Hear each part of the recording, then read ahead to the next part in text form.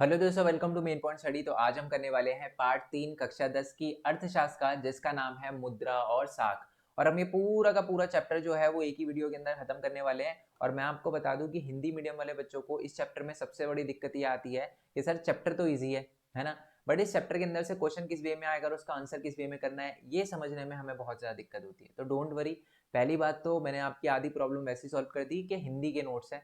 और दूसरी बात यह है कि मैंने टॉपिक समझाने के बाद क्वेश्चन आंसर भी करवाए हैं। जैसे ये टॉपिक हो गया, फिर ये देखो सबसे ऊपर क्वेश्चन दिख रहा होगा आपको, फिर नीचे टॉपिक, फिर सबसे ऊपर क्वेश्चन, क्वेश्चन आंसर आपको दिख रहे हैं। और मैंने बिल्कुल ऐसे बनाए हैं ताकि आपके एक मार्क्स कटने की गुंजाइश भी ना रहे। जैसे कि आप देख सकते हो बिल्कुल टेबुलर फॉर्म में मैंने करवाए हैं, हर एक चीज का ध्यान रखा है मैंने। ठीक है, तो चलो जी अपना चैप्टर जो है शुरू करते हैं। ओके, बट उससे पहले मैं ये भी बता दूं कि मैंने सेम चैप्टर इंग्लिश के नोट्स के साथ अपलोड कर रखा है। अगर आपका कोई फ्रेंड है जिसकी एसएसटी इंग्लिश में है तो लिंक नीचे डिस्क्रिप्शन में है, आप वो उनको शेयर कर सकते हो। ओके, और मैं एक और बात बता दूं कि अभी आज मैं ये वीडियो रिकॉर्ड कर रहा हूँ बिल्कुल आज से 2 दिन पहले, है ना। हमारी मशहूर गायिका, भारत की मशहूर सिंगर, ठीक है, लता मंगेशकर जी, उनका देहांत हो गया है ना। तो देखो, वैसे तो मैं कोशिश करता हूँ कि इन सारी चीज़ों को यूट्यूब चैनल से अलग रखूँ, ठीक है, बट क्योंकि वो भारत के लिए बहुत इंपॉर्टेंट थी, है और हमेशा रहेंगी, है ना, तो एक ट्रिब्यूट बिल्कुल बनता है उनके लिए। एंड आई होप कि उनकी जो अंतिम यात्रा है वो बहुत सुखद रहे। ठीक है, चलो जी अपना चैप्टर शुरू करते हैं। बट उससे पहले मैं बता दूं, बहुत सारे बच्चे पूछते हैं कि सर जिस नोट से आप पढ़ा रहे हो वो नोट्स हमें कहाँ से मिल सकते हैं, क्या वो पेड है? द आंसर इज नो, एकदम फ्री है। ठीक है, मेन पॉइंट स्टडी पर जब तक मेरा फेस दिख रहा है सब कुछ फ्री है। आप गूगल पे जाके लिखोगे ना मेन पॉइंट स्टडी, आपके सामने नोट्स आ जाएंगे। ठीक है, वेबसाइट आ जाएगी हमारी, क्लिक करोगे, क्लास 10 पे क्लिक करोगे, हिंदी मीडियम इंग्लिश मीडियम दोनों में नोट्स दे रखा है और डायरेक्ट पीडीएफ है। ठीक है, क्लिक करते ही नोट्स ओपन हो जाएंगे, प्रिंट करो, शेयर करो, डाउनलोड करो, मेरे को कोई दिक्कत नहीं है। ओके, और ये जब मैं फ्री बोलता हूँ ना तो इसको फ्री का मटेरियल मत समझना, ये मत समझना फ्री है ऐसे ही होगा। मैं आपको लिख के दे सकता हूँ, अगर आपको कोई पैसे देकर भी नोट्स दे रहा हो ना, पैसे लेकर नोट्स दे रहा हो आपको, तो उनके नोट्स उठाकर इन नोट्स से कंपेयर कर लेना। ओके, मेरे को हर टीचर की रिस्पेक्ट है, सारे टीचर बेस्ट होते हैं, कोई बड़ा छोटा नहीं होता, हर टीचर बेस्ट होते हैं। ठीक है, बट मैं वो बता रहा हूँ आपको जो आपके लिए अच्छा है। कई बच्चे सोचने लग जाते हैं कि सर आप अपने आप को बेस्ट कह रहे हो या आपने आपके नोट्स को, ऐसा कुछ भी नहीं है बच्चे, मैं बस वो चाहता हूँ कि आपका अच्छा हो। ठीक है, आप किसी के नोट्स लेते हो, टॉपिक मिस होते हैं, फिर मार्क्स में दिक्कत आती है ना। तो इसलिए पहले ही सारी की सारी चीज़ें जो हैं वो देख कर चलो। ओके, और एक और एडवाइस मैं आपको देना चाहूँगा, नोट्स हमेशा उनके फॉलो करे करो जो आपको नोट्स के साथ वीडियो एक्सप्लेनेशन भी दे रहा हूँ। मैं अपनी बात नहीं कर रहा, मैं सबकी बात कर रहा हूँ। आप किसी भी के नोट्स अगर फॉलो कर रहे हो, तो अगर वो आपको नोट्स समझा भी रहे हैं तो वो थोड़ा सा ज़्यादा अच्छा रहता है। ठीक है, क्योंकि आप चीज़ें समझ पाते हो। क्योंकि देखो नोट्स जो होते हैं, मैं आपको ये भी बता दूं, अगर आप डायरेक्टली नोट्स डाउनलोड करके, कुछ बच्चे कर रहे होंगे दिमाग चलाएंगे अपना, वो वीडियो छोड़ के डायरेक्टली नोट्स पे जाकर उसको ओपन करके पढ़ने की कोशिश करेंगे, आपको समझ आ जाएंगे। 95% आपको नोट्स बहुत प्यार से समझ आ जाएंगे। बट मैं आपको एक बात और बता दूं कि देखो बहुत सारी ऐसी चीजें होती है चैप्टर के अंदर जो, देखो अगर जो चीजें इंपॉर्टेंट तो होती है, बट उनको बहुत बड़ा लिखने से कोई फायदा नहीं है, क्योंकि हमें पता है कि यार इतना इससे ज्यादा है ना एग्जाम में नहीं आएगा। ठीक है, तो मैं कुछ मेन मेन चीजें लिखता हूँ नोट्स के अंदर, जो कि आपको समझने में दिक्कत आएगी अगर आप पहली बार रीड करोगे तो इसलिए मैं वीडियो भी बनाता हूँ उस नोट्स के साथ। ठीक है, तो सिर्फ ऐसे मत करना कि आप सिर्फ नोट्स को डाउनलोड करके उसको रीड करने बैठ जाओ, है ना, कोई फायदा नहीं होगा। आप ट्राई करके देख लेना, और अगर समझ भी आ गया है तो वीडियो तो देखनी पड़ेगी, क्योंकि आपको चैप्टर समझ भी आना चाहिए। ठीक है, आई होप ये बात आपको पता चल गई हो। और वैसे तो मैंने बोल दिया ये नोट्स फ्री है। ठीक है, ये उन बच्चों के लिए नोट्स फ्री हैं जो मतलब पे नहीं कर सकते। ठीक है, अगर आप वैसे सपोर्ट कर सकते हो तो आप मेन पॉइंट स्टडी की वेबसाइट पे, ठीक है, जब आप डाउनलोड करने जाओगे नोट्स तो वहां पर आपको पेमेंट का ऑप्शन दे रखा है, कोई कंपलसरी नहीं है।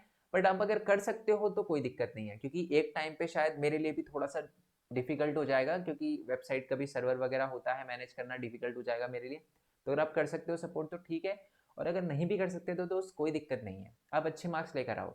ठीक है, आप अगर अच्छे मार्क्स लेकर आते हो ना एसएसटी में और मेरे को स्क्रीनशॉट भेजते हो कि सर 0.1% है ना आपका पार्टिसिपेशन है इस नंबर के अंदर, तो वो बहुत है मेरे लिए। ओके, और आप अगर फिर भी सपोर्ट करना चाहते हो तो कोई दिक्कत नहीं है, आप वेबसाइट पे जाना, ऐड मिलेगी, क्लिक करके 10 सेकंड रुक जाना, वो भी अल्टीमेटली सपोर्ट ही होगा। ठीक है, चलो नोट्स के लिए कोई प्रॉब्लम नहीं है ना। ओके, अब आ जाते हैं जी हमारे एक टेलीग्राम चैनल पे, मेन पॉइंट स्टडी का क्लास 10 का एक टेलीग्राम चैनल है, मेन पॉइंट स्टडी 10th लिखना, आप टेलीग्राम चैनल पे आ जाओगे।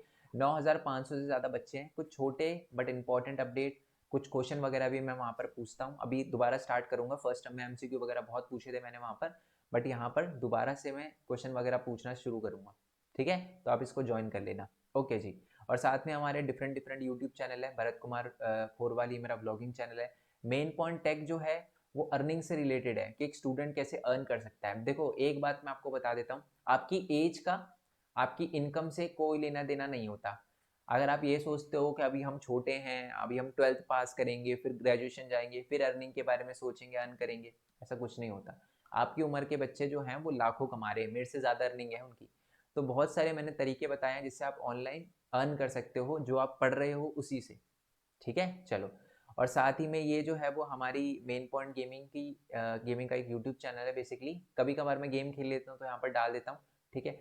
और ज़्यादा मैं रिकॉर्ड नहीं करता, बट इस चैनल पर जाओगे आप तो उस चैनल की किसी भी वीडियो को खोल लेना, उसके डिस्क्रिप्शन में आपको मेरी फ्री फायर की आईडी मिल जाएगी, तो आप मेरे को रिक्वेस्ट भेज सकते हो, कभी साथ में मिलकर खेलेंगे। और ये मेरा वो वाला चैनल है, यूनिक वर्ल्ड फैक्ट वाला चैनल है, सबका लिंक नीचे डिस्क्रिप्शन में दे रखा है, ओके? और मेन पॉइंट टैग पे 10,800 से ज़्यादा सब्सक्राइबर है, मैं आपको ये बात भी बता दूँ, और सिर्फ 23 से 24 वीडियो है, तो आपको खुद ही समझ आ गया होगा कि मेन पॉइंट टैग की इंपॉर्टेंस कितनी है, ठीक है? चलो, बाकी अब करते हैं जी अपना चैप्टर शुरू, ओके?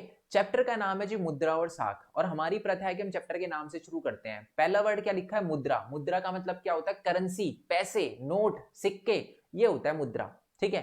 आज तो देखो मुद्रा चलती है, पैसे चलते हैं, रुपए चलते हैं, सिक्के चलते हैं। थोड़े टाइम पहले सोने के सिक्के चलते होंगे, बट उस टाइम भी चलते थे सोने के सिक्के, चांदी के सिक्के। बट जब बहुत पहले की बात करें, जब सिक्के नहीं हुआ करते थे, करेंसी नहीं हुआ करती थी, मुद्रा नहीं हुआ करती थी, तो क्या होता था? तो जी उस समय होता था जी एक सिस्टम जिसको हम कहते थे वस्तु विनिमय। अच्छा, ये वस्तु विनिमय क्या होता है? चीजें की जगह चीजों की जगह चीजों को लेना, या चीजों की जगह चीजों को लेन देन करना ही वस्तु विनिमय कहलाता है। मैं समझाता हूं आपको, ठीक है? हम दोनों का एग्जाम्पल लेते हैं। मान लो आप और मैं, बहुत पुरानी टाइम की बात कर रहे हैं, हम दोनों उस टाइम में, आप जो है वो गेहूं उगाते हो और मैं चावल उगाता हूँ। आपको मेरे चावल चाहिए, मेरे को आपके गेहूं चाहिए। पैसे तो होते नहीं थे उस टाइम, तो हम क्या करते थे? एक दूसरे से एक्सचेंज कर लेते थे। आप जो है मेरे चावल ले लेते थे और मैं आपका गेहूं ले लेता था, तो ऐसे एक्सचेंज चलता था, और इसी चीज को कहते थे वस्तु विनिमय, बार्टर सिस्टम इसको इंग्लिश में कहा जाता है, ओके? आई होप ये बात आपको समझ आ गई हो। और इसमें क्या होता है? किसी भी तरीके के मुद्रा का यूज नहीं होता, चीजों की जगह चीजें खरीदी जाती है, ली जाती है या दी जाती है। खरीदना तो अलग वर्ड हो गया, खरीदते तो हम पैसों से या कोई भी चीज, बट एक्सचेंज करी जाती है वस्तु विनिमय में चीजें। आई होप ये बात आपको बहुत अच्छे से क्लियर हो गई हो। और इसमें किसी विनिमय के उसका यूज नहीं किया जाता, विनिमय के किसी भी माध्यम का यूज नहीं किया जाता, किसी भी ऐसी चीज का यूज नहीं किया जाता जो सर्वमान्य है। सर्वमान्य जैसे रुपए है, मैं मानता हूं कि जी ये जो हमारी भारत की करेंसी है वो रुपए है, रुपए में यूज करते हैं हम उसे, है ना? मतलब चीजें लेने देने में यूज करते हैं, आप भी यूज करते हो, मैं भी, दिल्ली के लोग, हरियाणा के, पंजाब, पूरे भारत के लोग यूज करते हैं। Yes sir no? यूज करते नहीं करते? तो वो सर्वमान्य है, ठीक है? बट ऐसा किसी भी चीज का यूज नहीं होता जब हम वस्तु विनिमय करते हैं। आई होप ये बात आपको क्लियर हो गई हो। अब करते हैं जी डेफिनेशन को रीड, क्योंकि एग्जाम में तो लिख कर आना है, बोलकर नहीं बताना, टीचर को समझाना नहीं है। तो लिखा हुआ क्या है कि जब किसी एक वस्तु या सेवा के बदले दूसरी वस्तु या सेवा का लेन देन होता है, ये अब आगे जो बोल रहा हूं वो इंपॉर्टेंट है, बिना किसी विनिमय के माध्यम से, तो इसे हम वस्तु विनिमय कहते हैं। चीजों का लेन देन तो हो रहा है, बट बिना किसी विनिमय के साधन से, बिना किसी विनिमय के माध्यम से, यानी किसी रुपए वगैरह का यूज नहीं हो रहा। आई होप ये बात आपको क्लियर हो गई हो, है ना? ओके, आगे क्या लिखा हुआ है? एग्जाम्पल लिखा हुआ है, जैसे एक गाय लेकर 10 बकरियां देना, पर पुराने टाइम में होता था। और इस पद्धति में विनिमय की सार्वजनिक इकाई अर्थात मुद्रा का इस्तेमाल नहीं किया जाता। सिंपल बात है कि एक चीज की जगह दूसरी चीजें ली जाती है, किसी भी विनिमय के माध्यम का यूज नहीं होता इसके अंदर, और पैसे का यूज नहीं होता। इसी को ही हम क्या कहते हैं? वस्तु विनिमय। ये देखो, जैसे ये वस्तु विनिमय कर रहे हैं, ये इनको केला दे रही है, ये इनको सेब दे रही है, तो ये क्या है? ये वस्तु विनिमय है, ठीक है? आई होप ये बात आपको समझ आ गई हो। बट जब वस्तु विनिमय होता था ना पुराने टाइम में, तो कुछ दिक्कतें फेस करनी पड़ती थी। क्या दिक्कतें फेस करनी पड़ती थी? वो यहाँ पर लिखी भी है, ठीक है? तो यही टॉपिक है हमारा, वस्तु विनिमय की कुछ कमियां थी। पहली कमी क्या थी? चाहतों के दोहरे संयोग का अभाव। अच्छा, इसका क्या मतलब होता है? देखो, मेरे पास चावल है, आपके पास गेहूं है, मैं चावल उगाता हूं, आप गेहूं उगाते हो। आपको क्या है? मेरे चावल चाहिए, बट मेरे को आपका गेहूं नहीं चाहिए। फंस गए ना हम? अब तो हम एक दूसरे से चीजें एक्सचेंज नहीं कर पाएंगे। वस्तु विनिमय तभी तो हम कर पाएंगे जब मेरे को वो चीज चाहिए जो आपके पास है, आपको वो चीज चाहिए जो मेरे पास है। अब आपको तो चाहिए मेरे चावल, बट मेरे को आपका गेहूं नहीं चाहिए, तो मैं क्यों एक्सचेंज करूंगा, कि मैं क्यों वस्तु विनिमय करूंगा? सही बोल रहा हूं ना? आई होप ये बात आपको क्लियर हो गई हो। तो वस्तु विनिमय में हमेशा ये प्रॉब्लम आती थी कि चाहतों का दोहरा संयोग मतलब होना चाहिए, है ना? तो एक ये दिक्कत आती है कि अगर आपका चाहतों का दोहरा संयोग नहीं है तो आप वस्तु विनिमय नहीं कर सकते। दूसरी प्रॉब्लम क्या है जी वस्तु विनिमय के में, कि ये बहुत जटिल है और बहुत समय लेती है। इसका मतलब क्या है? इसका मतलब ये, आप देखो, अब मेरे को जो है आपके गेहूं नहीं चाहिए, बट आपको चावल चाहिए। बट मान लो मेरे को सेब चाहिए, अब मेरे को किसी ऐसे बंदे को ढूंढना पड़ेगा जिसके पास जो है वो सेब हो और उसे चावल चाहिए हो, ठीक है, क्योंकि मेरे पास चावल है। तो ऐसे किसी बंदे को ढूंढना पड़ेगा, कितना टाइम कंज्यूमिंग है ये प्रोसेस, है ना?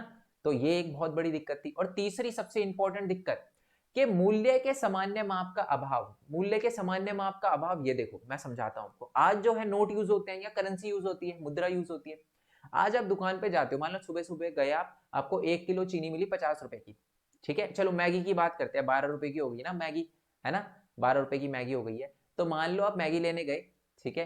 तो आप उनसे मैगी लेकर आए, कितने रुपए दिए आपने? 12 रुपए दिए। आप शाम को गए, क्या प्राइस बढ़ा देंगे वो मैगी का? 50 रुपए कर देंगे, 40 रुपए कर देंगे, 30 रुपए कर देंगे? द आंसर इज नो, 12 की है ना? क्यों? क्योंकि आज जो है करेंसी ने फिक्स कर दिया, मतलब आज जो है चीजों से, मतलब नोट से फिक्स कर दिया जाता है, मतलब कि जी इसका प्राइस 12 है, 13 है, 14 है, 15 फिक्स है ना? आज के टाइम में जो है माप, जो मूल्य होता है ना, वो फिक्स कर दिया जाता है। बट पुराने टाइम में जब वस्तु विनिमय होता था ना, तो कुछ फिक्स ही नहीं था। कभी कभार 1 किलो गेहूं की जगह 10 किलो चावल मिल जाते थे, और कभी कभार 1 किलो चावल में 10 किलो गेहूं मिल जाते थे। तो ये फिक्स नहीं होता था कि कितने चीजों की जगह कितने चीजें। जैसे कि आप यहाँ पर देख रहे हो, ठीक है, ये एक पर्सन है जिसके पास 1 केला है, और वो एक्सचेंज कर रहा है पूरी की पूरी बफेलो या गाय जो है वो पूरी की पूरी एक्सचेंज कर रहा है दूसरे पर्सन से, ठीक है। तो मतलब कोई वैल्यू फिक्स नहीं है कि जी केला एक ही चलेगा या केला बहुत सारे देने पड़ेंगे या लेने पड़ेंगे, ऐसा कुछ फिक्स नहीं था, ठीक है।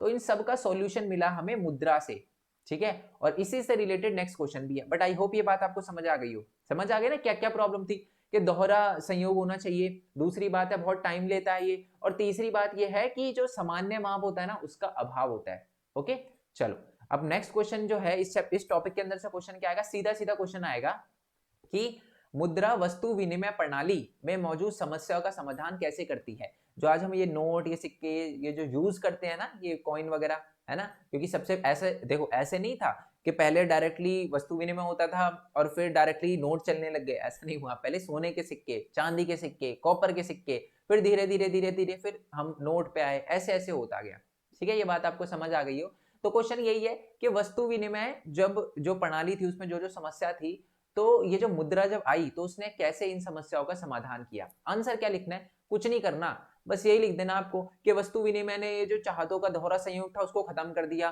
प्रोसेस को इजी बना दिया और इसमें ज्यादा टाइम भी नहीं लगता था। और तीसरी बात है कि इसने क्या किया कि मुद्रा जो थी वो मौद्रिक इकाई को तय कर दिया गया कि कोई चीज जो है वो इतने रुपए की है, तो माप के लिए मुद्रा का यूज किया जाने लगा। बात खत्म। देखो यही बात लिखी हुई है कि धन के प्रयोग ने चाहतों के दोहरे संयोग की समस्या को खत्म कर दिया, है ना? बिल्कुल खत्म हो गया, है ना? अब कोई दोहरे, अब देखो आपको दुकान पे जाना है, पैसे देने हैं, आपको चीज ले देनी है, ले लेनी है। अब दुकान वाला आपसे ये नहीं बोलेगा कि जी मेरे को पैसे मत दो, मेरे को जूते चाहिए, ठीक है, अब जाके एक जोड़ी जूते लेकर आओ। अब कोई ऐसा कोई सिस्टम ही नहीं है ना? कोई दोहरे संयोग की जरूरत ही नहीं है। आपको अगर कोई चीज चाहिए, दुकान पे जाओ, पैसे दो, लो घर पे। समझ रहे हो? ये है। दूसरा पॉइंट है कि विनिमय अब सुविधाजनक और सरल हो गया है ना? पहले क्या करना पड़ता था, ढूंढना पड़ता था कि यार ऐसे बंदे को ढूंढना पड़ेगा जिसको वो चीज चाहिए जो मेरे पास है, और मेरे को वो चीज चाहिए जो उसके पास है, तभी हम वस्तु विनिमय कर पाएंगे। बट अब पैसे हैं, ठीक है, कैश है तो ऐश है, जाते हैं दुकान पे या जिसके पास भी जो भी चीज चाहिए वो पैसे देते हैं, चीज ले लेते हैं, है ना?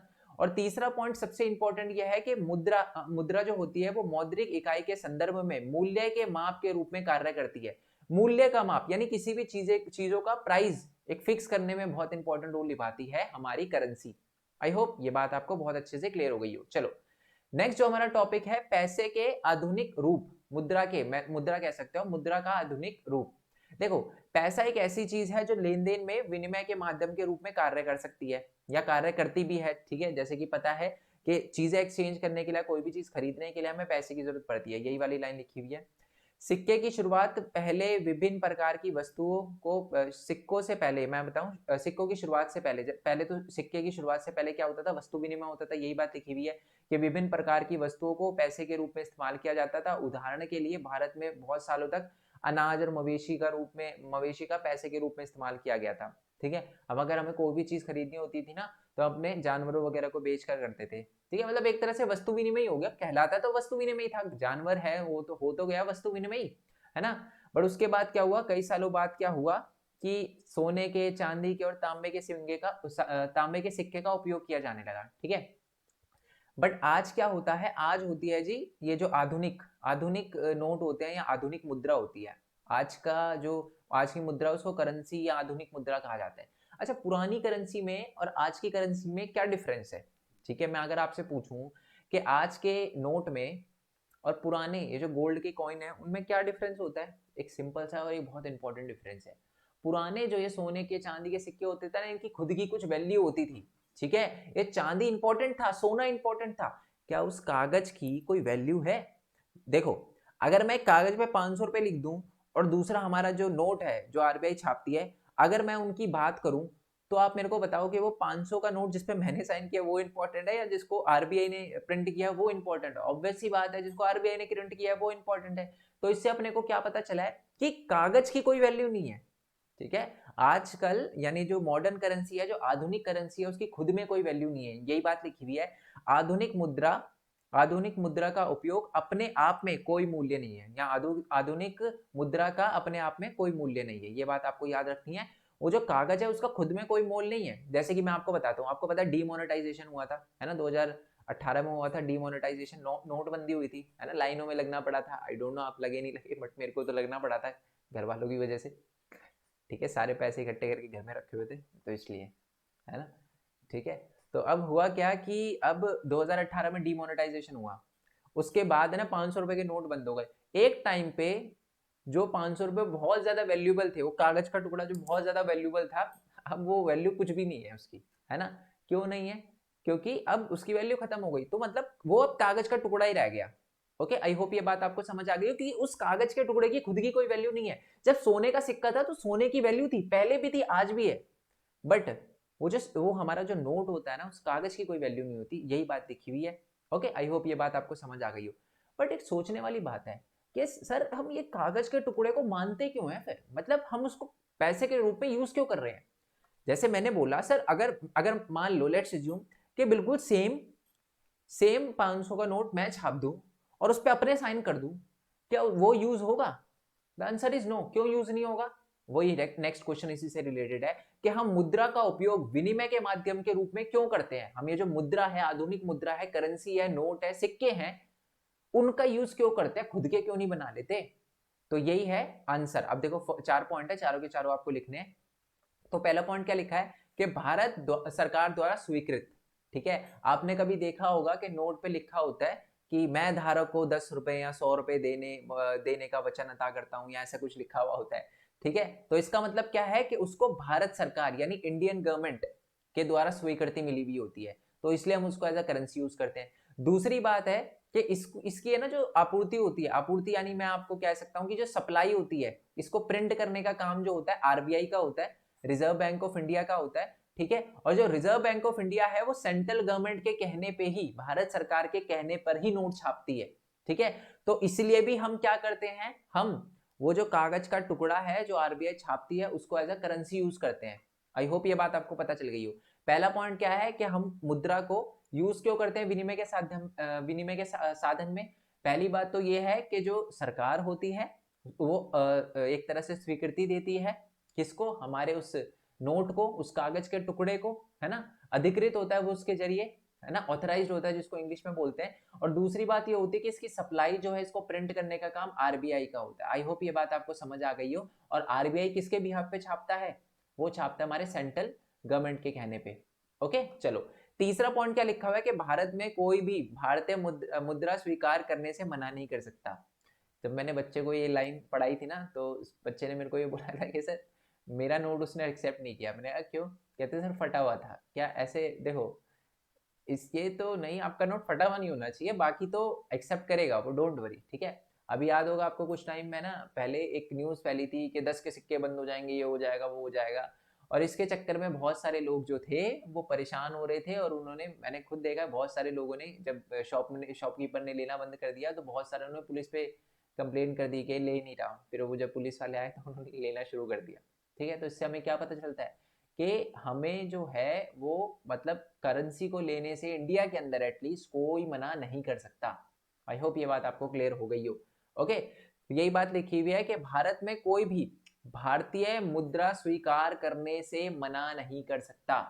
ओके, तीसरा पॉइंट है कि मूल्य के माप के लिए भी मुद्रा का यूज होता है। ऑब्वियस सी बात है, हम किसी ना किसी चीज का तो यूज करना पड़ेगा ना, चीजों का प्राइस फिक्स करने के लिए, है ना। वस्तु विनिमय वाला सिस्टम तो चल नहीं रहा। याद है ना, वस्तु विनिमय की तीसरी प्रॉब्लम यही थी कि मूल्य का एक तरह से एक मौद्रिक मान नहीं निकलता, माप नहीं निकलता है, मान नहीं निकलता। बट इसमें जब हम करेंसी यूज करते हैं तो मान निकल जाता है, माप निकल जाता है। आई होप ये बात आपको क्लियर हो गई। क्या क्या समझ आया अपने को?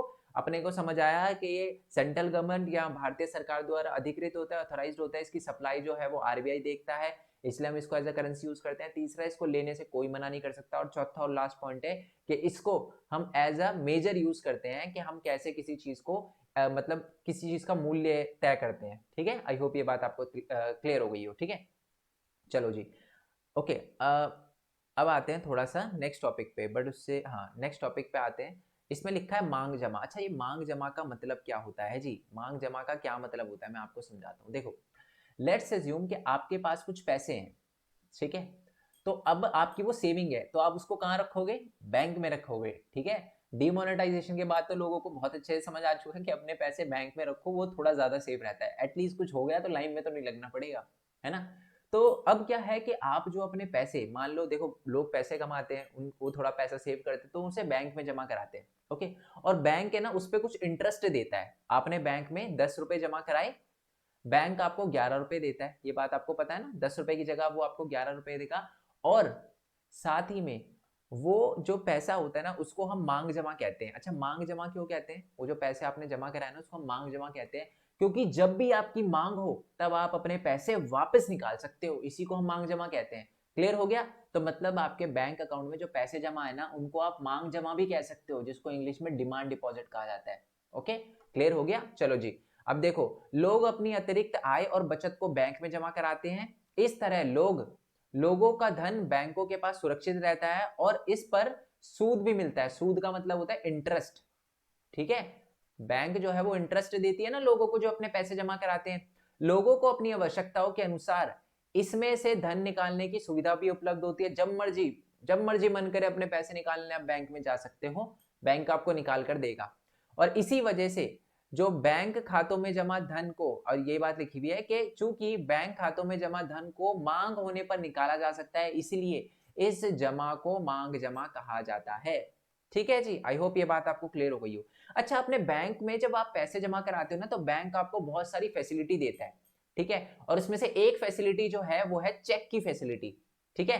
चेक की फैसिलिटी, तो पहले बात तो ऊपर ये लाइन लिखी हुई है कि मांग जमा का, और एक मांग जमा से हमें एक दिलचस्प सुविधाएं भी प्रदान होती है। लाइन को मैं चेंज कर दूंगा, डोंट वरी, ठीक है। मांग जमा एक और दिलचस्प, ये हटा देना, मांग जमा दिलचस्प सुविधाएं प्रदान करती है। जो आप बैंक में पैसे जमा करते हो ना तो उससे आपको कुछ फैसिलिटी भी मिलती है, और एक फैसिलिटी है चेक की।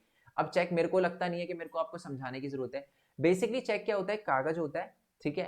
अगर मान लो मेरे को आपको 10,000 रुपए देने हैं और मेरे पास कैश नहीं है, तो मैं एक चेक फाड़ूंगा, उस पर आपका नाम लिखूंगा, ठीक है। लेट्स अज्यूम आपका नाम प्रेम कुमार है, ठीक है। और मेरा बैंक जो है वो कहाँ पर है? वो मेरा बैंक जो है वो मान लो स्टेट बैंक ऑफ इंडिया में है।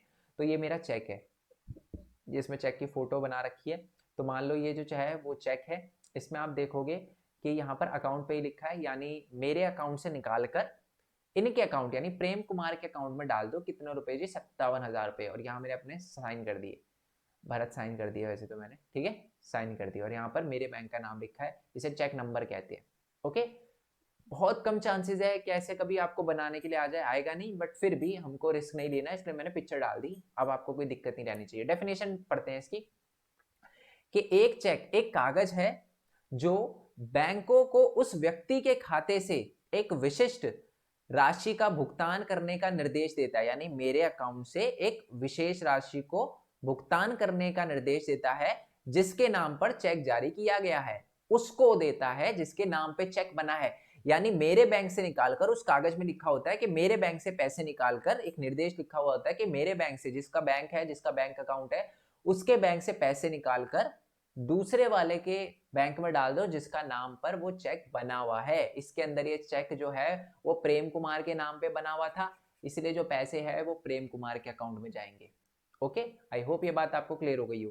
अब बात करते हैं जी, इसी से रिलेटेड क्वेश्चन आ गया तो देखो आपको इससे रिलेटेड क्वेश्चन क्या पूछा जा सकता है कि मांग जमा को मुद्रा क्यों माना जाता है। मैं आपको बता दूं, करेंसी को, करेंसी मतलब नोट को, कॉइन को तो मॉडर्न करेंसी माना जाता है, आधुनिक करेंसी यानी आधुनिक मुद्रा माना जाता है। बट मांग जमा को भी, यानी जो बैंक में पैसे आपके जमा है ना, उसको भी आधुनिक मुद्रा कहा जाता है। अब आप पूछोगे सर कैसे, वो कोई पैसे थोड़ी ना है, बट देखो उसका यूज तो पैसे से ही हो रहा है। पैसे देखो, जैसे कि मान लो मेरे को आपको 10,000 रुपए देने हैं, ठीक है, मेरे पास कैश नहीं है, मैंने चेक फाड़ दिया, पैसे तो आपको फिर भी मिल जाएंगे ना, बैंक में जाओगे उस चेक को लेकर आपके अकाउंट में आ जाएंगे, आपको कैश मिल जाएगा।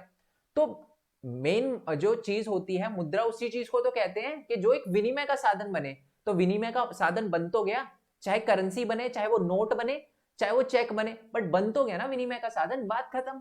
तो इसलिए इसी वजह से हम मांग जमा को भी एक मुद्रा कहते हैं। ठीक है, समझ आ गया आपको, समझ आया ना, दोबारा से सुन लो। देखो, हम मांग जमा को मुद्रा इसलिए कहते हैं क्योंकि जो मांग जमा है वो भी एक तरह से हमें एक चेक की फैसिलिटी देता है। ठीक है, जो मांग जमा है वो भी हमें एक तरह से चेक की फैसिलिटी देता है, और चेक जो है वो एक विनिमय के माध्यम के रूप में यूज किया जाता है। तो इसीलिए हम मांग जमा को भी क्या कहते हैं, आधुनिक मुद्रा कहते हैं। तो यही बात लिखी भी है जी। मांग जमा को पैसा माना जाता है क्योंकि जरूरत पड़ने पर हम इसे निकाल सकते हैं, निकाला जा सकता है, और निकाले गए पैसे का इस्तेमाल भुगतान करने के लिए किया जा सकता है, इसलिए उन्हें आधुनिक अर्थव्यवस्था की मुद्रा भी माना जाता है, या आधुनिक मुद्रा भी माना जाता है। क्लियर है, कोई दिक्कत? आई होप ना आई हो हुई। अगर कोई दिक्कत होती है ना कभी भी, तो है ना नीचे कमेंट कर देना कि सर इस टाइम पे जो आपने बोला है, समझाया, समझ नहीं आया। वैसे तो आप 2 बार वीडियो देखोगे तो कोई दिक्कत की गुंजाइश ही नहीं रहेगी, बट फिर भी बता रहा हूँ, कोई दिक्कत आए तो टाइम स्लॉट बताना, ठीक है। टॉपिक वाइज मत पूछना, क्योंकि बहुत सारे कमेंट है ना एक ही साथ आते हैं, तो रिप्लाई करना बहुत मुश्किल होता है। तो मैं बिल्कुल टाइम स्लॉट पे क्लिक करके उसी टाइम पे पहुंच जाऊंगा, और फिर मैं आपके क्वेश्चन को अच्छे से समझ पाऊंगा, ठीक है। चलो, नेक्स्ट जो क्वेश्चन है आपसे ये पूछा जा सकता है कि भारतीय जो रिजर्व बैंक है, यानी RBI, reserve bank of India, इसकी भूमिका बताइए, इसका काम क्या क्या होता है। चलो मैं आपको एक चीज और बताता हूँ। पहली बात तो हमने देख लिया था कि आरबीआई का सबसे पहला काम क्या होता है, करेंसी प्रिंट करना। करेंसी प्रिंट करने का मतलब करेंसी को छापना काम होता है इनका। आपूर्ति जो है, आपूर्ति का ध्यान जो है वो कौन रखता है, हमारी रिजर्व बैंक ऑफ इंडिया रखता है। किसके बिहाफ पे, किसके कहने पे, सेंट्रल बैंक के कहने पे ये पैसे छापता है। आप ये भी लिख सकते हो कि रिजर्व बैंक ऑफ इंडिया जो है वो पैसों की आपूर्ति देखता है। ओके, किसके कहने पर, किसके मतलब किसके कहने पर करता है, ये क्या करता है जी, सेंट्रल गवर्नमेंट के कहने पे। ओके, चलो जी, ये तो हमें पता ही था। अच्छा, दूसरी चीज क्या होती है, मैं आपको बता दूं, दूसरी चीज होती है कि जो हमारा आरबीआई है ना, आपको पता है भारत का सबसे बड़ा बैंक है, या गवर्नमेंट का बैंक आप उसे कह सकते हो। ठीक है, गवर्नमेंट को अगर कभी लोन की जरूरत पड़ती है ना, तो वो आरबीआई के पास ही जाती है। ओके, तो जो आरबीआई है, ठीक है, आरबीआई जो भारत के अंदर दूसरे बैंक है, जैसे स्टेट बैंक ऑफ इंडिया है, बैंक ऑफ इंडिया है ना, और कौन कौन से बैंक हो गए, यस बैंक हो गया, और भी बहुत सारे बैंक जो हो गए, बड़ौदा बैंक, कैनरा बैंक, ये जितने भी बैंक हो गए ना, इन सब पे नजर रखता है। ठीक है, और नजर क्यों रखता है मैं आपको बताता हूँ, वो चलो नेक्स्ट टॉपिक में आएगा, बट इन पे नजर रखता है, ये बात आप याद रखना। ओके, चलो, और तीसरी बात ये है कि जो ये आरबीआई है वो इन बैंक पे ये भी नजर रखता है कि वो सिर्फ अमीर लोगों को लोन ना दे। आपको पता है ना, बैंक का काम जो होता है वो लोन देना होता है। बैंक लोन भी तो देता है, एक्चुअल में लोन देता है ना बैंक, तो उसी से उनके पैसे आते हैं। चलो ये चीज मैं आपको समझा देता हूँ, वैसे तो आगे आएगा, बिल्कुल नेक्स्ट स्लाइड पे ही है ये टॉपिक, बट मैं आपको समझा देता हूँ। देखो, मान लो लेट्स अज्यूम ये आ, आ, मैं हूं, भरत का बी लिख दिया मैंने, और ये बैंक है, ठीक है, और ये मान लो आप हो, आपका नाम वरुण, ठीक है ना, नाम बढ़िया नाम है ना। चलो, तो मैंने अब क्या किया, मेरे पास मान लो 10,000 रुपये पड़े थे, मेरी बात बहुत ध्यान से सुनना, ठीक है, मेरे पास 10,000 रुपये पड़े थे, मैंने बैंक में पैसे जमा कराए। कितने रुपए जमा कराए मैंने, 10,000 रुपये जमा कराए। बैंक मेरे को बोलता ठीक है जी, धन्यवाद, बहुत बढ़िया है, आपने 10,000 रुपये जमा कराए, हम आपको चेक की फैसिलिटी भी देंगे और साथ में आपने जो 10,000 रुपये जमा कराए ना उस पर हम सूद भी देंगे, यानी आप हमसे 11,000 रुपये ले लेना। ठीक है, 11,000 रुपये दे देंगे हम आपको, आपने 10,000 दिए, हम 11 देंगे। अब देखो, अब आप कभी कभी बच्चे सोचते हैं कि सर बैंक है ना, हम बैंक में पैसे जमा कराते हैं, वो हमें पैसे भी देता है, फैसिलिटी भी देता है, तो ऐसा वो कैसे कर लेता है। अब देखो, एक्चुअल में जो आपने पैसे जमा, अभी बैंक के पास कितने रुपए हो गए, 10,000 रुपए हो गए ना, आपने जो मैंने जो पैसे दिए हैं वही है अभी बैंक के पास। अब क्या करते हैं, मान लो एक वरुण है, वरुण जो है उसको पैसे की जरूरत है, यानी आप ही वरुण हो इस टाइम तो, और आपको पैसे की जरूरत है, कितने पैसे, 10,000 रुपए की जरूरत है। ठीक है, तो आप जाते हो बैंक में और बैंक से कहते हो जी बैंक मेरे को आप 10,000 रुपए दे दो, ठीक है, अगले महीने जो है वो मैं चुका दूंगा। तो बैंक कहता है ठीक है जी, हम आपको 10,000 रुपए तो दे देंगे, बट दिक्कत यह है कि 10,000 रुपए जब आप वापस करोगे तो 10,000 तो दोगे ही दोगे, और साथ में 2,000 रुपए भी देने पड़ेंगे एक्स्ट्रा एज अ इंटरेस्ट। अब वरुण के पास और कोई चॉइस नहीं थी, बट उसे पूरा विश्वास था कि अगर वो 10,000 रुपए लोन पे लेगा तो बहुत प्यार से चुका देगा और खुशी से पैसे कमाकर इंटरेस्ट भी दे देगा। ठीक है, तो इसलिए बैंक जो है वो लोन ले लेता है वरुण बैंक से, और कुछ टाइम बाद, एक महीने बाद, वरुण जो है वो 12,000 रुपए बैंक को देता है, 10,000 रुपए वैसे ही एक्चुअल अमाउंट और 2,000 रुपए इंटरेस्ट, और उसके बाद 12,000 रुपए हो गए बैंक के पास। अब बैंक क्या करता है, उसमें से 11,000 रुपए मेरे को दे देता है, और बचा जो 1,000 रुपए वो बैंक की इनकम हो जाती है। ठीक है, तो जो बैंक, अच्छा तो अब ये समझ आ गया ना आपको बैंक कैसे इनकम कमाता है। बहुत सारे लोग सोचते हैं सर एक तो बैंक हमारे पैसे भी ज्यादा कर देता है, ऊपर से इतने सारे एम्प्लॉय भी होते हैं, उनकी सैलरी ऐसे ऐसे मिलती है उनको सैलरी। ठीक है जी, तो वो इंटरेस्ट एक तरह से बिचौलिया का काम करता है, मीडिएटर का काम करता है। आई होप ये बात आपको समझ आ गई हो। अब आते हैं जी इसी वाले ऊपर वाले क्वेश्चन पे कि बैंक, पहली बात तो मैंने आपको बताया कि ये जो छोटे छोटे बैंक होते हैं, भारत के जितने भी बैंक है, ठीक है, उन पर आरबीआई नजर रखता है। और मैं आपको बता दूं कि आरबीआई ना ये भी नजर रखता है कि जो हमारे जो बैंक है ना, वो ज्यादा पैसा कमाने के लिए सिर्फ अमीर लोगों को लोन ना दे। ठीक है, अब देखो, मान लो ये जो वरुण है, ठीक है, ये बोलता है कि मैं आपको 10-12,000 रुपए दे दूंगा, पर मान लो एक दूसरा पर्सन भी आता है, ठीक है, उसको भी पैसे की जरूरत है, ठीक है, बट उसके लिए इंटरेस्ट रेट कम है, वो गरीब है थोड़ा, तो उसके लिए इंटरेस्ट रेट कम है, तो उसके लिए 1,000 नहीं 1,500 रुपए है। ठीक है, मतलब मान लो उसे चलो ठीक है, उसको 1,500 रुपए, हाँ मतलब 10,000 देने पड़ेंगे और 1,500 रुपए ही एक्स्ट्रा देने पड़ेंगे। तो इसलिए बैंक क्या करता है, यार इसको देने से क्या फायदा, ये तो सिर्फ 1,500 रुपए ही इंटरेस्ट देगा, वरुण को दो, ये 2,000 रुपए इंटरेस्ट दे रहा है। तो ऐसा ना हो, ठीक है, सिर्फ अमीर लोगों को लोन ना मिले, गरीब लोगों को भी मिले, ताकि वो आगे बढ़ सके और देश की प्रगति में अपना योगदान दे सके। इसलिए जो रिजर्व बैंक ऑफ इंडिया है इन पर भी नजर रखता है। ठीक है, कि ये छोटे काश्तकारों को और मजदूरों को भी ऋण दे, ऋण का मतलब होता है लोन दे। ठीक है, आई होप ये बात आपको क्लियर हो गई हो। ओके, और साथ में और क्या चीज की निगरानी रखता है, वैसी जांच वगैरह तो करता ही रहता है बैंक, आरबीआई जो है बैंक पे, और एक और चीज का ध्यान रखता है कि जो बैंक है ना, बैंक, आरबीआई ये देखता है कि जो जितने भी बैंक है वो सारे पैसे लोन पे ना दे दे। ठीक है, नहीं तो बैंक खुद कंगाल हो जाएगा। ठीक है, आरबीआई ये बोलता है कि बैंकों को कम से कम 3% से लेकर 15% तक, क्या मैंने बोला, 3% से लेकर 15% तक कैश जो है वो अपने पास रखना पड़ेगा। अब देखो इसका कहने का मतलब क्या है, मैंने कितने रुपए जमा कराए थे, 10,000 रुपए, है ना, 10,000 रुपए जमा कराए थे। आरबीआई कहता है कि 10,000 के 10,000 रुपए है ना आप लोन पे नहीं दे सकते, उसमें से कम 15% आप अपने पास रखो। क्या पता मेरे को यानी भरत को कभी जरूरत पड़ गई तो फिर वो मांगने आएगा तो उसे क्या ऐसे भेज दोगे। तो इसलिए आरबीआई कहता है कि कम से कम 15% तो आप अपने पास रखो ही रखो, बाकी को आप लोन दे दो, कोई दिक्कत नहीं है। ठीक है, तो आरबीआई ये भी देखता है कि बैंक ये काम कर भी रहा है या नहीं कर रहा, क्या बैंक अपने पास पैसे रख रहा है या ज्यादा पैसे कमाने के चक्कर में सारे पैसे लोन पे दे दिए। ठीक है, तो क्या पता चला, बैंक जो आरबीआई का काम है सबसे पहले तो करेंसी को छापना, प्रिंटिंग, ठीक है, सप्लाई वगैरह बना के रखना, प्रिंटिंग या सप्लाई वगैरह बना के रखना आप कह सकते हो। ठीक है, दूसरा काम जो है वो आरबीआई का मॉनिटर करता है। ठीक है, मॉनिटर करता है सारे के सारे बैंक को। तीसरा है वो ये देखता है कि जो बैंक है वो अपने पास कैश रख रहा है नहीं रख रहा, है ना, 15%, 3 से 15% मिनिमम कैश रख रहा है नहीं रख रहा। और चौथी चीज जो है वो आरबीआई ये देखता है कि बैंक जो है वो सिर्फ रिच लोगों को ही दे रहा है लोन, या गरीबों को भी दे रहा है या नहीं दे रहा। ठीक है, आई होप ये बात आपको बहुत अच्छे से क्लियर हो गई हो। अब यही चीज मैंने नेक्स्ट पेज पे लिख रखी है बस, बैंकों की ऋण संबंधी गतिविधियां। ठीक है, अच्छा, अब आ जाते हैं दोबारा से चैप्टर के नाम पे। चैप्टर का नाम क्या था जी? मुद्रा और साख, यही नाम था ना? अच्छा जी, साख का क्या मतलब होता है? साख का मतलब होता है जी एक तरह से लोन ही होता है। इंग्लिश में इसको बोलते हैं जी क्रेडिट। लोन और क्रेडिट ऑलमोस्ट ऑलमोस्ट सेम ही बात है। अब सुनो कि साख क्या होता है। देखो देखो, आपके पास मान लो आपको 10,000 रुपए की जरूरत है, तो अभी अभी तो आपको ये तो पता चल चुका है कि आप बैंक से लोन ले सकते हो, बैंक से साख ले सकते हो, ऋण ले सकते हो। ऋण और साख एक ही बात है ना, मैंने बोला ना। बट आप अपने दोस्त से भी तो ले सकते हो। 10,000 रुपए इतनी बड़ी रकम भी नहीं है, तो आप अपने दोस्त से भी मांग सकते हो। उससे बोल देना कि जी हम आपको 10,000 रुपए आप दे दो मेरे को, हम आपको इंटरेस्ट दे देंगे, है ना।